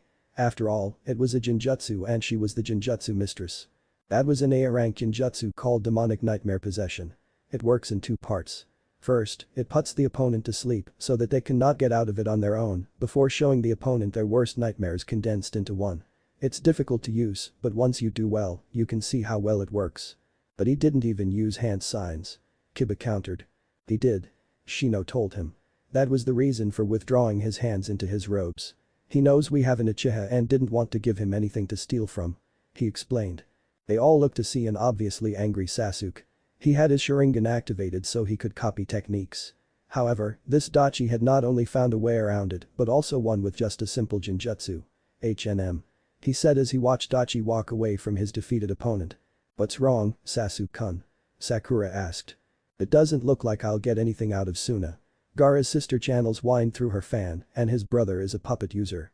The only way I could have figured something from Suna was this Dachi, but he must have known I would be watching. Gaara must have told him." Kakashi was standing behind his student and just shook his head at him. He still hadn't made up his mind about where he stood on the whole Naruto-Sasuke issue. On one hand, Naruto was his sensei's son. On the other, he owed it to Obito to train Sasuke. However, he was leaning more and more into the Naruto side of Konoha with every action Sasuke did. Obito was never like you. He was more like Naruto than Sasuke. Have I been wrong this whole time? Hinata was smiling as she quickly cast a minor-level Genjutsu that Kurenai taught her to send Naruto a mental kiss, while Temari gave him a quick hug and a nudge. The next few matches went by fast for Naruto. Sasuke won against one of the Kiri ninja by using the double suicide decapitation technique and then placing his sword at the ninja's throat. Shino had the misfortune of fighting against Lee next. He quickly forfeited when it became apparent that he couldn't keep up with his speed even before Lee took of the leg weights. Kankuro fought next against the second member of the rookie squad. He quickly won with a poison gas cloud that knocked out and paralyzed his opponent. He handed Shikamaru the antidote as he walked away and back to his team. Temari fought next against a very unfortunate opponent. "I have to fight the win, bitch," Sakura cried out. Temari gave Naruto a quick kiss on the cheek before floating down to the arena floor for her one-sided fight. It stared off bad for Sakura and only got worse as Temari used her giant fan like a club and beat the pink-headed girl unconscious. Naruto was happy to see his former teammate get embarrassed like she had been. It felt good to get some measure of revenge before the finals. He greeted Temari with a hug and a whispered thank you with promise to make it up to her when they got back to their safe house. He looked up at the board and got nervous at seeing the names on the board. Hinata versus Kiba. "Crap. This will not end well," he whispered to his team. It turned out to be very one-sided once Kiba told Hinata to forfeit since he was her alpha. Hinata gave him a few Juken strikes before pinning him between one of the walls and her Katen. It also helped that Akamaru refused to fight against Hinata. The last two fights were quite short. Tenten drew the remaining Kiri member and, upon finding out that said fighter was a member of the new Seven Swordsmen, quickly forfeited and asked to hold the new sword. She gushed how light and flexible the sword was and yet how strongly it was created. Neji fought the last member of the rookie squad and won with a quick 8 trigrams. 64 strikes. Tsunade stood as he won. "Congratulations to our winners. Now then, would our finals participants please come down to the arena floor?" They all did so. Now, last time around the finals participants were given 1 month. This time, you will have 2 weeks to prepare for your opponents. "Why so short?" the Kiri swordsman, named Kuro, asked. Tsunade smiled at him. "We already have the Kazekage in town, the Mizukage is on her way for treaty talks, as well as the Fire Daimyo. So, we need less time to prepare than before. Now, each of you will draw numbers. That will show you who your opponent will be. We will start with Sasuke." Sasuke grinned as he drew his number. 7. Hinata drew next. 3. Neji grimaced as he drew his number. 6. Lee finished drawing for Konoha and looked excited at his. "Yosh. I drew number 5. I get to fight." Neji cut him off with a glare. "One," Kankuro said upon drawing. Naruto held up his to show that he drew number 2. "I have to fight you," Kankuro said as he groaned. Temari drew next before going white as a sheet. She turned to look at Hinata and Naruto. "I drew 4. The small family swore quietly. Finally the Kuro drew number 8. "Okay then. In 2 weeks we will have our final rounds. First match will be Kankuro against Dachi. Second match is Temari against Hinata Hyuga. Our third watch will feature Niji Hyuga and Rock Lee before our final match of Sasuke Uchiha vs Kuro of Kiri. Good luck in your training and we will see you in 2 weeks. Tsunade told them. One thing was certain, it looked to be anything but a boring finals. Naruto didn't know how about the 2 weeks between the preliminaries and the finals went by at a blur. He spent that time making sure both Hinata and Temari were well prepared for the fight between the two of them. He smiled slightly as he remembered the conversation the three of them had shared when they returned to the family safe house. Flashback. This is bullshit. Temari screamed out as she fell into the couch in their living area. I know that they had nothing to do with the way the matches were set up, but… Dima-chan. Hinata yelled at her. Calm down and let's discuss this like the ninja that we are. Naruto nodded as he sat next to Temari before Hinata took the spot on his other side. Now, I know it's not fair, but we have to fight each other. Temari nodded. You're right, Hinata, but I don't want to hurt you. Fighting against me, you are at a severe disadvantage. I specialize in long-range fighting, but you have to get close to me to fight. Hinata nodded. You're right, however, we both have to put on a good show. After all, I have to make a good impression on my new cage, and you need to get promoted so we can all be on a team together until we decide to start our family. Naruto smiled at his two girls. So, what are we going to do then? We could, possibly, go for the middle ground between you two. I can teach you both jutsu from my father's library and you can have a ninjutsu fight. That way, Temari doesn't play to her strengths and neither does Hinata. Middle range is, quite literally, the middle ground between the both of you. Hinata returned his smile. We could do that. How about it, Temari? Temari smiled at her family. How much can you teach us in 2 weeks? She asked Naruto. Depends on how fast you can learn. Naruto told them with a grin. It turned out that Naruto was a natural at instructing others. He started by double-checking both of their chakra affinities. He knew Temari was a wind affinity and had the feeling that Hinata was water, but he double-checked just to make sure. He was right. He then showed the pair as many jutsu as they could handle. They both took to it like they had something to prove. Though no one said anything, all three knew that the winner in the fight between Naruto's wives would have bragging rights over the other. During their off time, Naruto worked with them both over their specialties. Luckily, Hiashi had sent over Jukin scrolls for the Hyuga girls to study during their time in hiding. He taught both Hinata and Hanabi from those scrolls and saw something in their movements. Hanabi had an easier time than Hinata did. As an experiment, he tested Hanabi's affinity as well and noticed that she was a earth type. It made sense that she would have a much easier time than her sister since Hinata was at odds with the style due to her water affinity. He had immediately corrected it by taking the gentle fist style and modifying it for Hinata. The result was a freer-flowing version of the Jukin that could move around the battlefield at a faster and easier grace than the strong base gentle fist, but it gave up the power of the blows for more precise strikes. Hinata called it the flowing fist. Temari and Naruto worked on her range attacks with her fan and, by the end of the 2 weeks, they had made her able to summon small tornadoes and guide them around the battlefield. On the day of the finals, Naruto awoke with both of his girls curled around his body. He woke both with a gentle kiss and set to work on making a large breakfast for the three of them, along with Hanabi, Gaara and Kankuro. The new Hyuga heiress was going to be dropped off at the family compound when Hinata left. Soon a ninja would act as an honor guard for their Kazekage until he left at the arena to join Tsunade in the cage box with the Hokage and the recently arrived Mizukage. Just so you four know, you will be promoted once we return to Suna. Gaara told his ninja and soon-to-be Kunoichi during breakfast. I know Hinata is, at least, a chunin while my brother and sister are jonin and Naruto is, at least, on par with them. Thank you, Kazekage-sama. Hinata said with a small bow. Gaara shook his head and raised a hand. Hinata, we are soon to be related, slightly, but still related. Don't you think you can call me Gaara, at least in private? Hinata smiled and nodded. I should get going. Hanabi. Are you ready? The girl nodded before bowing to Gaara and his siblings and engulfing Naruto in a large hug. Hinata smiled at her as she waved. See you all at the finals. Naruto then stood up and prepared for the day. He would wear his brown robes of dachi over the top of his ninja outfit he wore in Suna now. It was similar to the uniform his father wore during his time as Hokage and he combined it with Jiraiya's clothing. Where his father had worn blue pants, Naruto wore brown. He had a mesh shirt under a brown short kimono with a mesh showing out the ends of the sleeves and had a long coat of red with black flames on the bottom, a combination of his father's coat and Jiraiya's cloak. His feet were in black shinobi sandals with his ankles wrapped in white bandages. When he came out of the bedroom, Temari was waiting for him. She had on the same uniform as she had when the Sand siblings had come to assist in the Sasuke retrieval mission. It was long sleeve, purple blouse with a grey top over it, a dark blue skirt with a slit on the side, and a red sash around her waist. Looking good, hot stuff. She told her soon-to-be husband. You look amazing, Tima Haim. He told her as he put his brown robes on. She raised an eyebrow. I'm Haim now. She gave him with a slight grin. Well, I had to make sure you are on the same level as Hina. He told her as he smiled. Temari blushed slightly as they hugged. Well then, Hinata. She said seductively. Whenever you two are done. Kankuro told them from the doorway. The teammates left the hidden Namika's safe house and traveled to the Konoha arena. They made it in good time before Gaara left them to join the cages and the team entered into the fighter's entrance. Upon entering the arena, Naruto took a quick look around. The group was the last to arrive except for a still missing Uchiha. Lee and Neji were talking to Hinata while Kuro sat and meditated.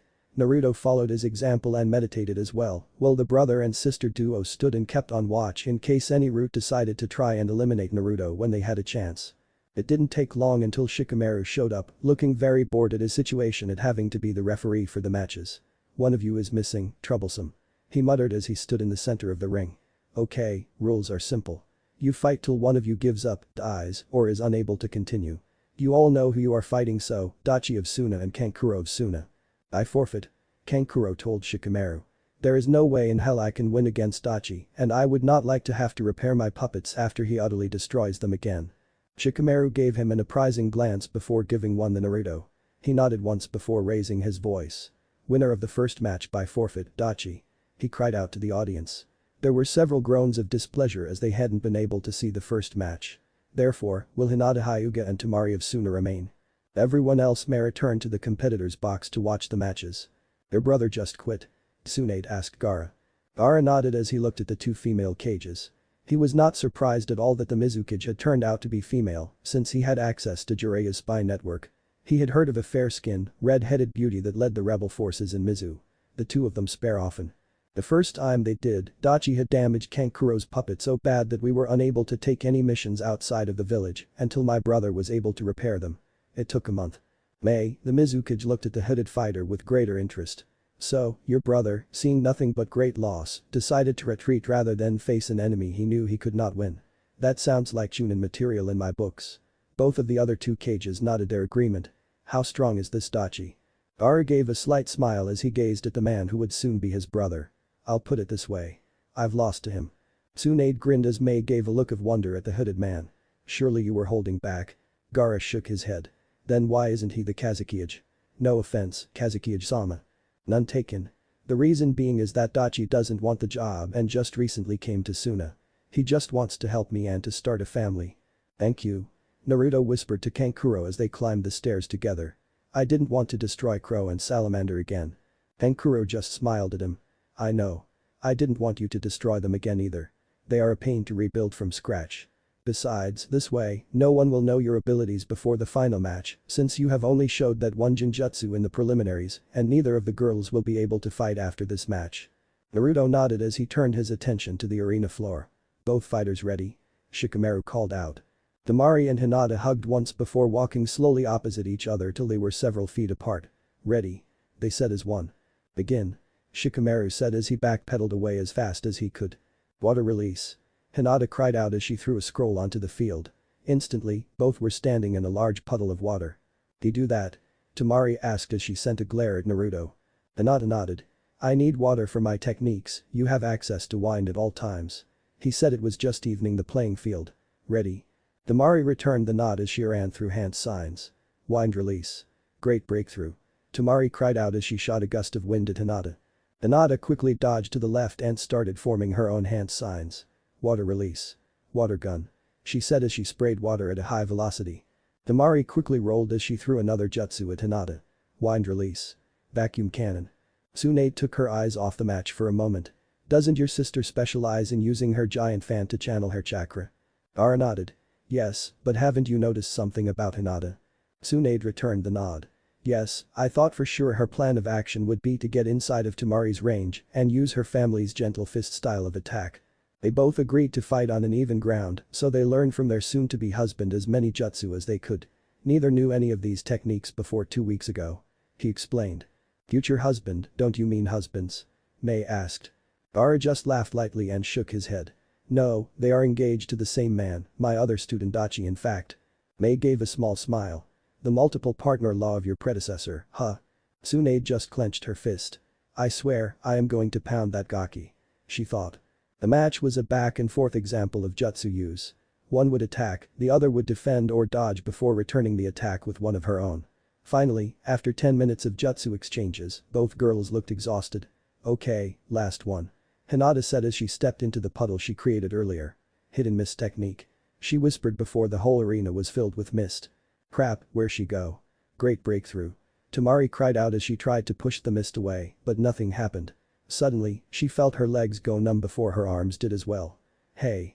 You cheated. She cried out. The mist dispersed just after she said that and showed that there was 2 Hinatas in front of her. Not really, I didn't use my Juken strikes. That was a water clone. The real one said as the other vanished into the puddle of water they were both in now. Immediately, she fell to her knee and smiled at her sister. How about a draw?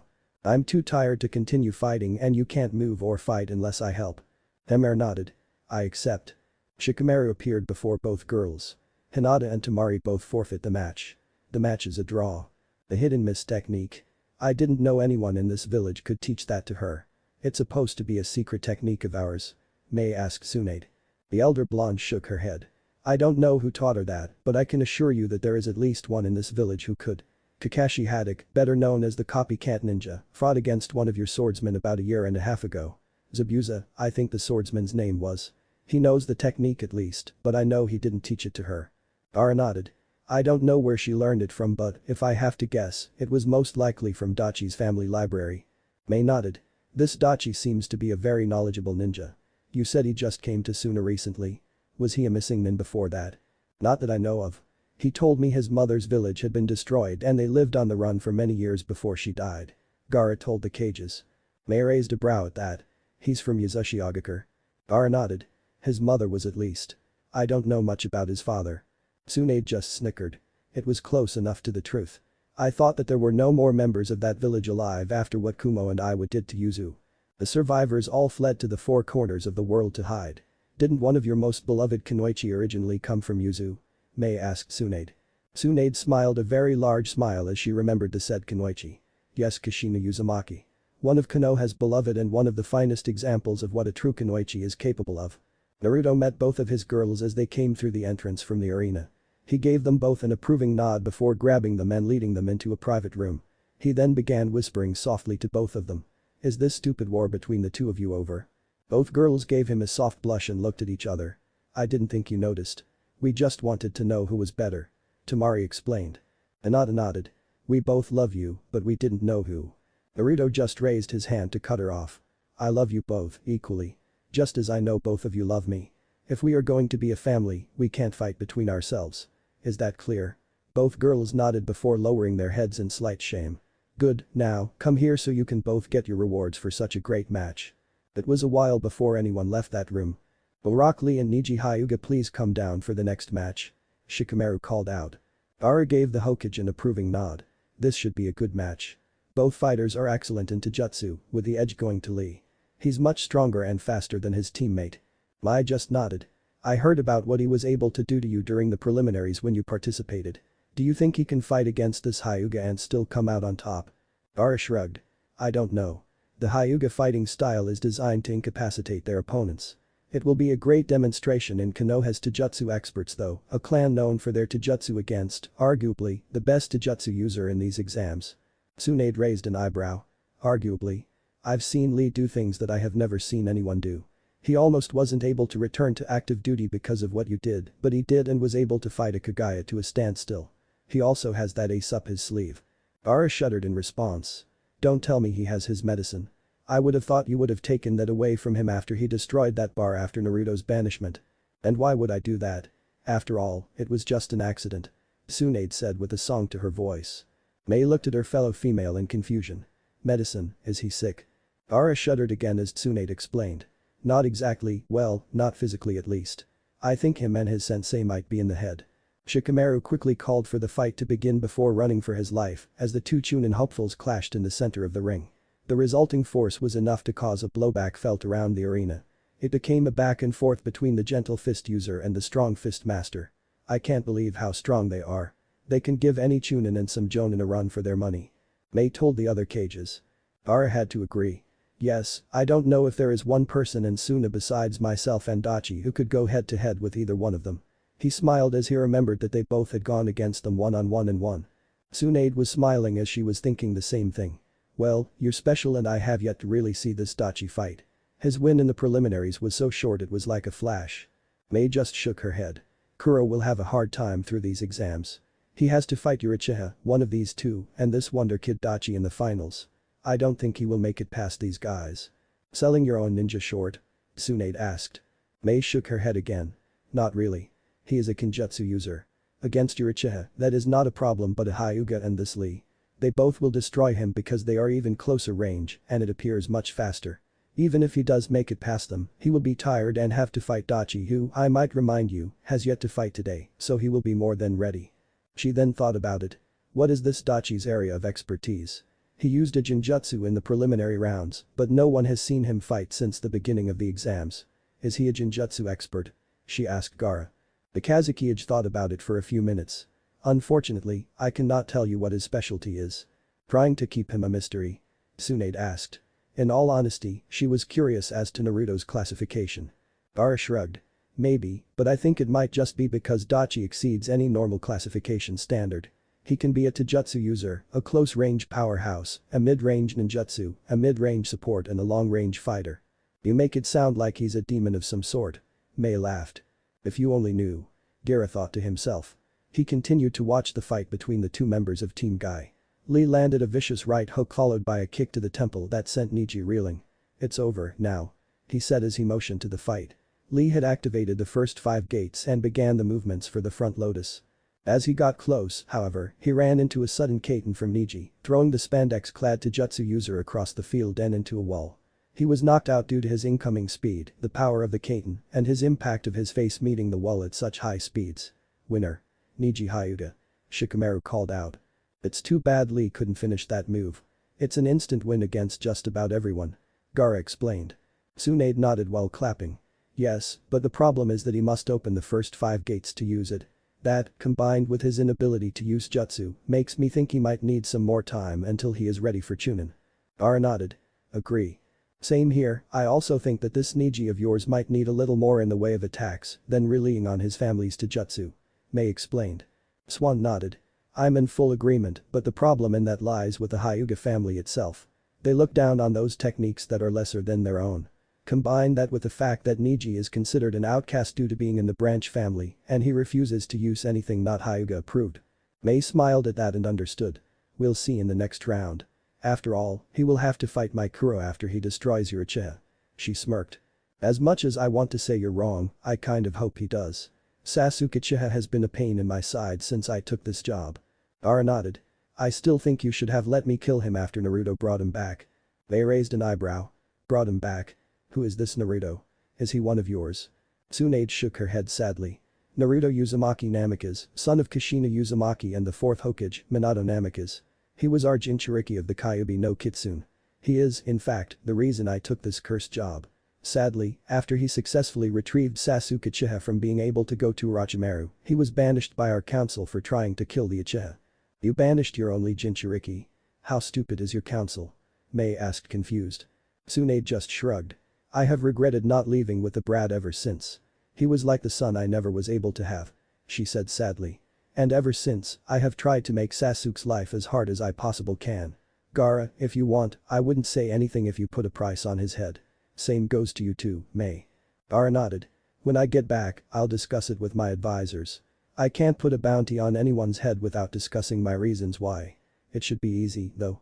I'll just say it's personal. Mei looked at the Uchiha as he entered the arena to screams of delight from those in attendance. I don't have a reason, unfortunately. If he gives me one, however. Shikamaru began the fight before vanishing in a rush of wind and leaves. Kuro started off the fight by using the hidden mist technique, causing Mei to smile. I knew he was the next Tsubusa. She said as she watched the mist fill the bottom of the arena. Tsunade smiled as she watched. I hope he can defeat Sasuke. I really don't want to have to promote him if I can help it. Gaara nodded and was going to reply when the mist began to dissipate. He looked closely and watched as it got easier to see. He was one of the first to notice that Kuro was lying at Sasuke's feet, bleeding from the side of the head. Sasuke stood calmly in the same spot that he had been in once the fight started. "How?" was the only thing he could say. Sasuke smirked as he walked away from his opponent as the medics rushed to the Kiri's side. It had been just like Danzo had told him. The Kiri ninja's first move was to hide him. And, just like Danzo told him, his allies would be there to assist him and keep him healthy so he could win, and why not?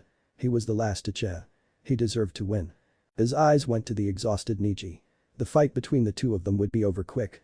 All he would have to do was fire several long-range attacks to make him use that Katen of his, and he would wear himself out of the fight. He then looked at the hidden from of the Sunanin that stole what was rightfully his. A large smirk came to his face as he ran a finger across his throat. He would kill this Dachi and take back the Hyuga whore for his own use. He would break her spirit just like he broke her love's body by driving that Chidori into his chest. He would have his revenge against Naruto, and it started with Hinata Hyuga. Naruto glared from under his hood as Sasuke walked proudly into the contestant's box. He wanted nothing more than to bash his head in right there, but he knew he would get his chance. Neji was still worn out from his fight with his teammate and probably stood little chance of beating Sasuke. That didn't mean he couldn't hurt him, though. Hinata glared at him as well as she had been one of the few who saw what happened. Those Anbu beat Kuro, not him. She whispered to her small family unit. They snuck in underground during the mist and beat him senseless. Sasuke just stood there. Naruto nodded as Temari grasped her fan tightly. He will need to be taken down. She growled out. Maybe fix things so that he is completely useless to Konoha. Hinata gave a small giggle at that. Apparently, you don't have to worry about that.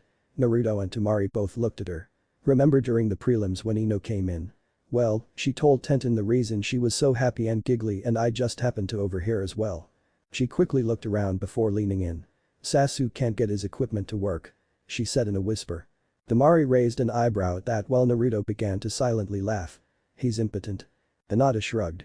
Apparently Sakura had tried her hardest to make it work when they were camped out in the forest those few nights, and I guess it never responded except for once. That time was when Sakura got him hard, but he blew his lid before they could go the distance. Naruto was visibly shaking now while trying to contain his laughter. Temari, however, couldn't breathe, she was laughing so hard. So he's useless. Hinata shrugged. I couldn't tell you. I know he's smaller than some. She went red in the face at that. Temari stopped laughing and gave her a sly grin. Why, Hinata, I didn't think you had it in you to be perverted. I didn't mean to. I wanted to see she meet at that as she realized all of a sudden who was standing between her and the blonde princess from Suna. Temari just smiled at her. You wanted to see Naruto. Hinata nodded. And Sasuke just happened to get in the way. Again, she nodded. Fine then, but how does he and, since we're on the subject, Naruto stand up, well Sasuke's case is lay I guess, against the others in your class. Hinata blushed again so her face resembled a cherry. Well, Sasuke was the smallest of the class by about an inch. Naruto he's one of the largest. Temari raised an eyebrow again. How big is he? Naruto just shook his head before cutting off their conversation with a wave of his hand. He leaned into Temari's ear. You'll find out. Now, stop embarrassing Hinata. Hinata smiled over Naruto's shoulder at Temari and raised her hands about a foot apart from each other. Temari caught the reference and winked as Naruto straightened up. Naruto noticed that Neji didn't look too good. Hinaheim, give one of these chakra pills to your cousin. He told her as he handed her a brilliant orange food pill. She looked at it confused while Temari just smiled at Naruto. Risky, letting one of those out of your possession in a semi-hostile location. Aren't you afraid that someone might get their hands on those things and try to copy them? The Wind Mistress asked. Naruto shook his hooded head. No, because they can't copy the pill without me or another Jinchuriki. What is it? Hinata asked. Naruto smiled at her. Go give it to Neji. I'll tell you when you get back because he will ask you what it is. Tell him it's a modified food pill. It's true enough. Hinata nodded and quickly filled her roll. Neji gave her a raised eyebrow when she told him to take it. He refused until she told him it was from Dachi. He smiled at the hooded form of Dachi before swallowing the pill quickly and thanking Hinata. She returned to her new small family and nodded to Naruto. Together, the three watched as Neji walked out of the competitor's box, followed shortly after by Sasuke. This should be interesting. The two famed Dijutsus against each other, Sharingan versus Byakugan. Temari said as they watched the so-called geniuses enter the arena for their match. Now can you tell me what that pill was? Hinata asked. Naruto nodded and whispered to her. Her eyes went wide at the realization at what she had just given the man she thought of as a brother. A wicked smile played across all three of their mouths as they watched the bruises and marks on Neji's face as he walked calmly to the center of the arena. The Sharingan versus the Byakugan. Finally we get to see who is stronger. Tsunade said to her companions. I'm personally rooting for Niji, but I think that might have to do with the fact that I'm a Senju. Ara nodded next to her. I am, as well, rooting for the Hyuga due to personal reasons, as the Uchiha is the reason I haven't been able to see my friend in over a year now. Mei smiled at both of them. Well, he'll get no love from me. I have a distinct feeling that he cheated in his win over Kuro, but I can't prove it due to the hit and missed. Tsunade nodded as well as she watched the two fighters get into their respective families' Taijutsu stances, Niji into the advanced stance of the gentle fist and Sasuke into his family's intercepting fist style. This will be good. The gentle fist is a focused attack style, while the intercepting fist counters the attacks of an opponent. Shikamaru called for the fight to begin, and the two fighters began their strategies. Sasuke started by backing away and launching large gout of flame at Niji. As expected, Niji countered with his Katen. Good strategy on his part. Wear out Niji until he can finish him off. Sasuke is most assuredly in better condition after their respective fights. Well, Niji fought. Ara explained as Niji countered a wave of kunai with another Katen, this one slower and smaller than the others. Mei nodded. It looks as if this fight will be short-lived. Sure enough, it lasted one more fire attack from Sasuke, but Gaara felt a pulse of chakra from Kyuubi. The problem was that it wasn't from Naruto. It was from Niji. Oh, don't count him out yet. It seems that he received a little gift during the break. Tsunade gave him a look before her vision moved to the arena. In the center of the arena, there was a flash of light before Niji stood calm and collected, not looking anywhere near exhausted from his bout with Lee. What was that? A new restore pill we developed in Suna. My team must have given him one to even out the playing field, since Sasuke was relatively fresh. I can't tell you how we developed it, but it slowly heals all wounds on the user before rapidly filling the user's chakra reserves. We developed it to catch our enemies off guard, since they wouldn't expect a beaten and worn out ninja to suddenly be in perfect condition for a short period of time. Gaara explained. How short? Mei asked. Gaara shrugged. Our longest test study was 3 hours, but he was a rare case. Average on a normal ninja would be around 3 to 5 minutes. After that, it's a case of chakra exhaustion. Tsunade raised a brow. How severe a case, are we talking a normal case or Kakashi and Naruto severe? Gaara gave her a soft smile. About a medium level, out for 2 days and limited for 1 more. Tsunade was shocked. These pills could be used in case of emergency to get their forces off the front lines and back to a support staff in worst case scenarios. Can you give us this recipe? Gaara shook his head. Unfortunately, you got rid of the one way you could create these. He told her. Tsunade instantly realized how they work the way they do. You didn't. Gaara nodded. You finally made it. You used her notes and finished the pill. Mei raised a brow at that. Whose notes? Kushina Uzumaki. Niji felt amazing. That pill that Naruto gave Hinata to give to him made him feel like his fight with Lee didn't exist. I must thank him. He told himself before rushing into close range against Sasuke. The two fighters exchanged blows with neither really gaining a foothold against the other.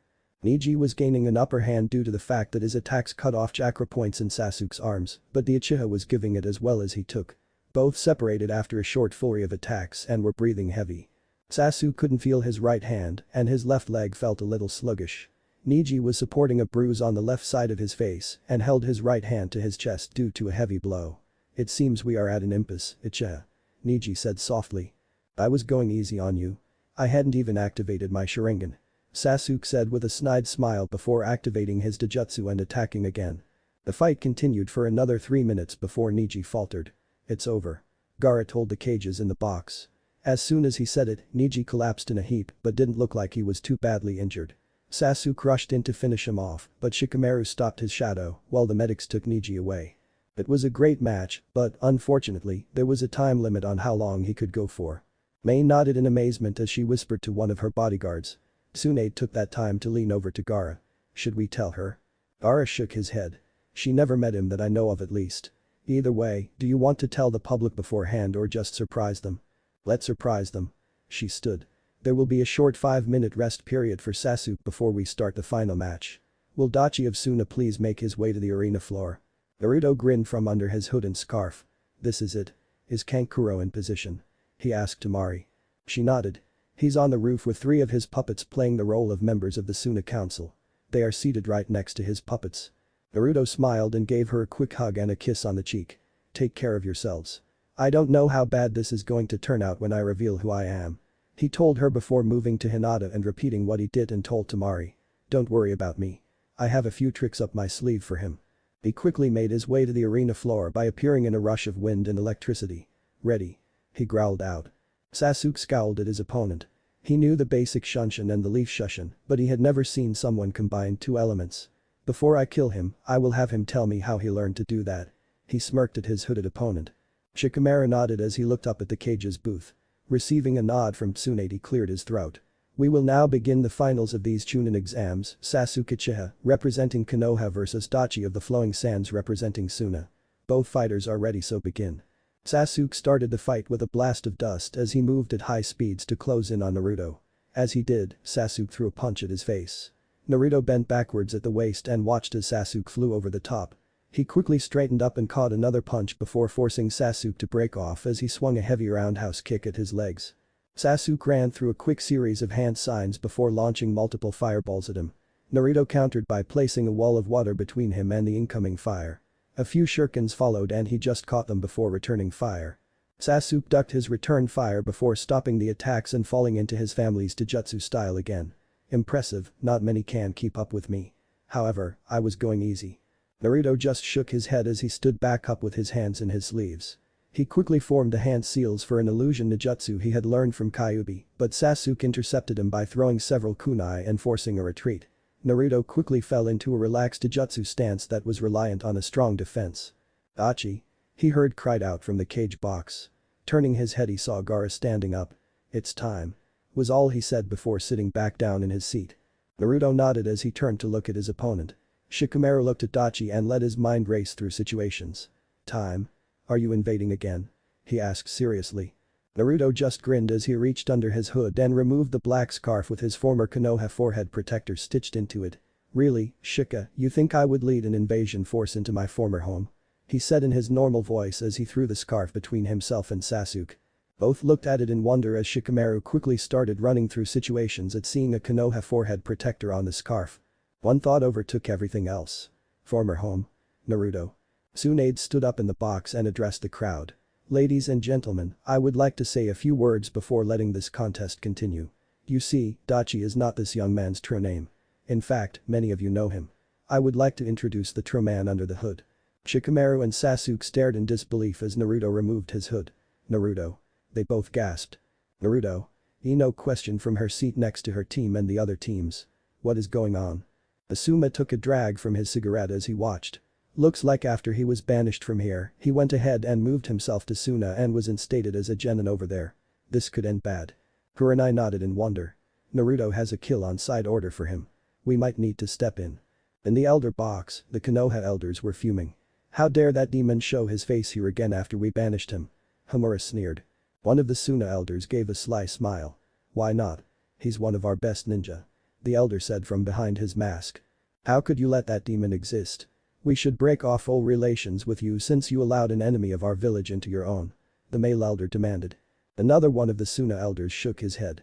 "You have no authority over who we allow into our village and, as for the Kyuubi, our own Kazuki is a Jinchuriki as well.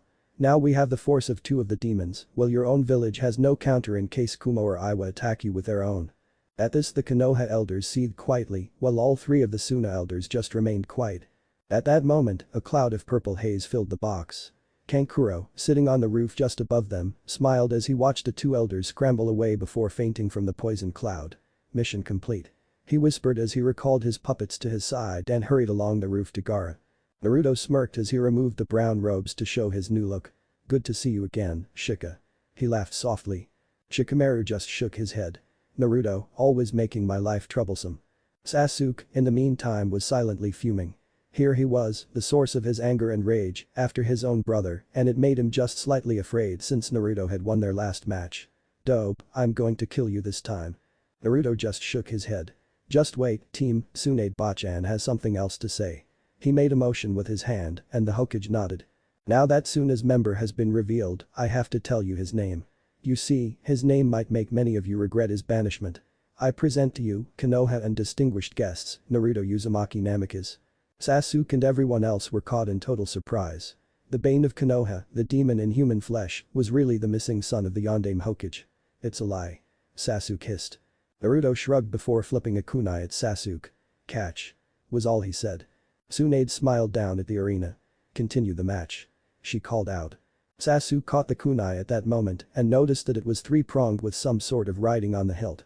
He looked at Naruto and caught a bright flash of light before he felt the impact of his super-powered punch on his face. The arena went dead silent at seeing the former dead last use the move that made his father famous. I'll take that back now. Naruto smirked as he threw another punch into Sasuke's gut and then side-kicked him in the stomach. Sasuke fell to the ground as Naruto retreated slowly. He smiled at his two girls at their location before watching as Sasuke stood again. What's wrong, team, can't take a punch anymore. Sasuke spat out a bit of blood before flashing through hand signs for his signature maneuver. Chidori. He cried out as he charged at Naruto. The blonde just shrugged and held his hand out as Sasuke charged him. He made no attempt to defend himself and smiled as Sasuke aimed for his heart. His hand never made contact. There was another flash of light and Sasuke found himself flying off Naruto's location. Naruto stood near where Sasuke had started from and was grinning. Enough, dope, stand still so I can kill you and take Hinata from your dead corpse. Maybe I'll save your life and force you to serve me for all time while your love is my slave. Does that sound? Sasuke was cut off as he felt something he hadn't felt in some time. A large amount of killing intent, so strong and solely focused on him that he nearly wet himself, swept over him. He turned and looked at Naruto. The blonde was no longer solely blonde. His hair had gained red-orange streaks growing from root to tip. His hair also grew substantially longer than his short spikes and made him look even more like his father. Their eyes met and Sasuke flinched at the contact. They were no longer the blue orbs filled with kindness and sadness at seeing his former friend again. Now they were red, angry, and filled with rage at the thought of another man touching the woman who held part of his heart. Team, you have no idea what you just did, do you? You see, I couldn't do this the last time we fought. Naruto told the Uchiha. Sasuke stared in wonder as the red chakra flowed around Naruto's body. It's that damn cloak of his again. I can't resort to Taijutsu anymore or I'll end up burning myself on the Kyuubi's chakra. However, that wasn't the end. Naruto's body changed as well. Rather than the deep red cloak forming a tail of chakra, Naruto himself developed a tail of golden yellow with a red-orange tip. His ears also formed into those of a fox that matched his hair and tail. A second tail formed not long after the first. You see, Kyuubi and I have an understanding now. He helps me and I help him. I get stronger and, in return, I am tasked by him to rid the world of three people. Sasuke backed up, unconsciously, as he felt the power radiate off of his former rival. Three people? He asked without thinking. Naruto nodded as he slowly walked toward Sasuke. Yes, three. One of them is the man who forced him to attack Konoha in the first place. He placed Kyuubi under a genjutsu that made him think that members of Konoha attacked and murdered his small family. That was the reasoning behind the Kyuubi attack that cursed my existence during my time in this village. Perhaps you would like to know his name? Sasuke felt his superior attitude returning. Why would I care about it? Naruto's smirk made the whole arena flinch. The man was Madara Uchiha, the man who formed your clan. But he's dead. He's been dead. You are lying. Sasuke screeched. Naruto just shook his head. Whatever you want to believe, team. The second person is you. He wants to rid the world of your clan since he was the one who gave you your eyes and you lack the understanding of how to use them. They were not meant to steal the jutsu of your fellow villagers. They were meant for you to gain an upper hand against enemies. You and your former clan lacked the complete desire that was to defend your home. During the Kyuubi's attack on Konoha, how many of your clan assisted in the defense? None. During the Third Shinobi War, how many sacrificed their lives? Very few since they were part of the Konoha police force and thus stayed in the village. Like it or not, the clan line will end with you.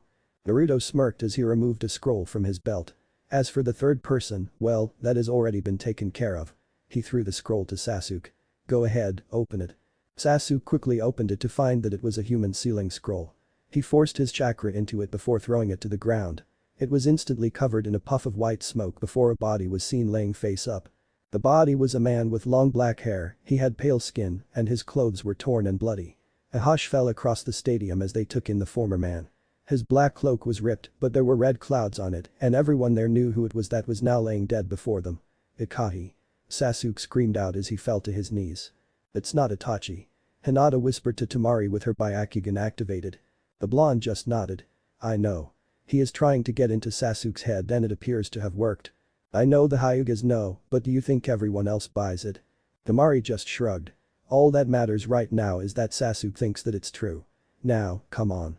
We need to be in place in case Root decides to use the diversion as an opportunity to attack Naruto-kun.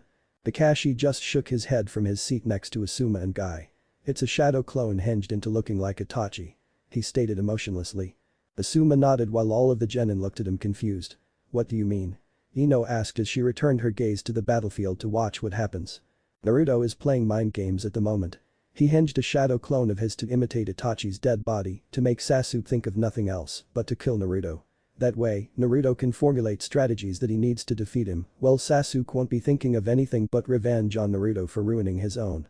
It's quite the bold strategy since, doing that, he will most likely make Sasuke use his curse seal. However, with the control he is demonstrating with the Kyuubi's chakra, one that Naruto won't have a problem with. Asuma told her. Look, Temari and Hinata are moving. Lee called out from his seat on the far end of the bench. Kurenai nodded. They are most likely getting set up in case someone, or several someone, decides to try and attack Naruto. The question becomes, what do we do if that does happen? Technically, he's an enemy of Konoha and should be killed on sight. Everyone remained quiet as they thought about it as well. Go against their friend or fight against their village. To quote someone we all know, troublesome. Tenten muttered as she crossed her arms and waited for the fight to resume. Naruto watched as Sasuke's emotions went from destroyed to non-existent in the flash of an eye. Do it, team, let this be our last rematch. He said as he fell into a new taijutsu stance. He held his arms close to his chest and with his fists pointed directly at Sasuke. His legs were spread so he had balance in case of whichever angle Sasuke would come at him. Sasuke roared with anger as he unleashed the power of the curse seal against Naruto. He immediately transformed into his stage 2 form and attacked Naruto relentlessly. Naruto just batted the attacks aside as he backed up from the force. I will kill you, Uzumaki. Naruto just grinned as he flashed halfway across the arena to his original starting location. The name is Naruto Namizukis now. Do it, Uchiha, let us use the attacks we are now known for. He told him as he charged up a Rasengan. Unlike before, this Rasengan glowed a bright white and was laced with currents of lighting. Sasuke flashed through the hand seals needed for his Chidori, and both opponents attacked each other at the same time. There was an explosion of dust and debris that hit the barrier surrounding the arena from any wayward attacks. As the dust settled, everyone saw Sasuke lying on the ground panting while Naruto stood confident and untouched. Get up, was all he said. At that moment, the arena was filled with shinobi in Anbu gear. Each had a mask and the word "No" on the forehead. Naruto Uzumaki, you are a missing nin with a kill on side order. Prepare to die. Naruto just laughed lightly as he grew another tail. I'm not scared of Danzo's pawns. But I think you should be of me. He growled out as he hunched over to all fours as he grew his fourth tail. Pray that I don't reach 9. He snickered. At that moment, Temari and Hinata appeared at their fiancé's side. You will not harm Naruto-kun. Hinata told them as she fell into her flowing fist stance. Temari nodded as she opened her fan up and revealed all 3 stars. The root ninja all appeared ready to attack before a rush of sand appeared to form Gaara and Kankuro. I will not sit by and watch one of my ninja be attacked. You fight all of us. Gaara sneered as he removed his Kazukiya's robes. Kankuro unleashed Crow and took a stance next to his sister. Dynamic entry. 2 voices shouted as Guy and Lee both made their presence known by kicking a root nin each in the face. We shall show you that Naruto's powers of youth rival all of your own. We fight with our friend. Lee told them. As do we. Ino told them as Team Asuma flanked the Suna team. As do we all.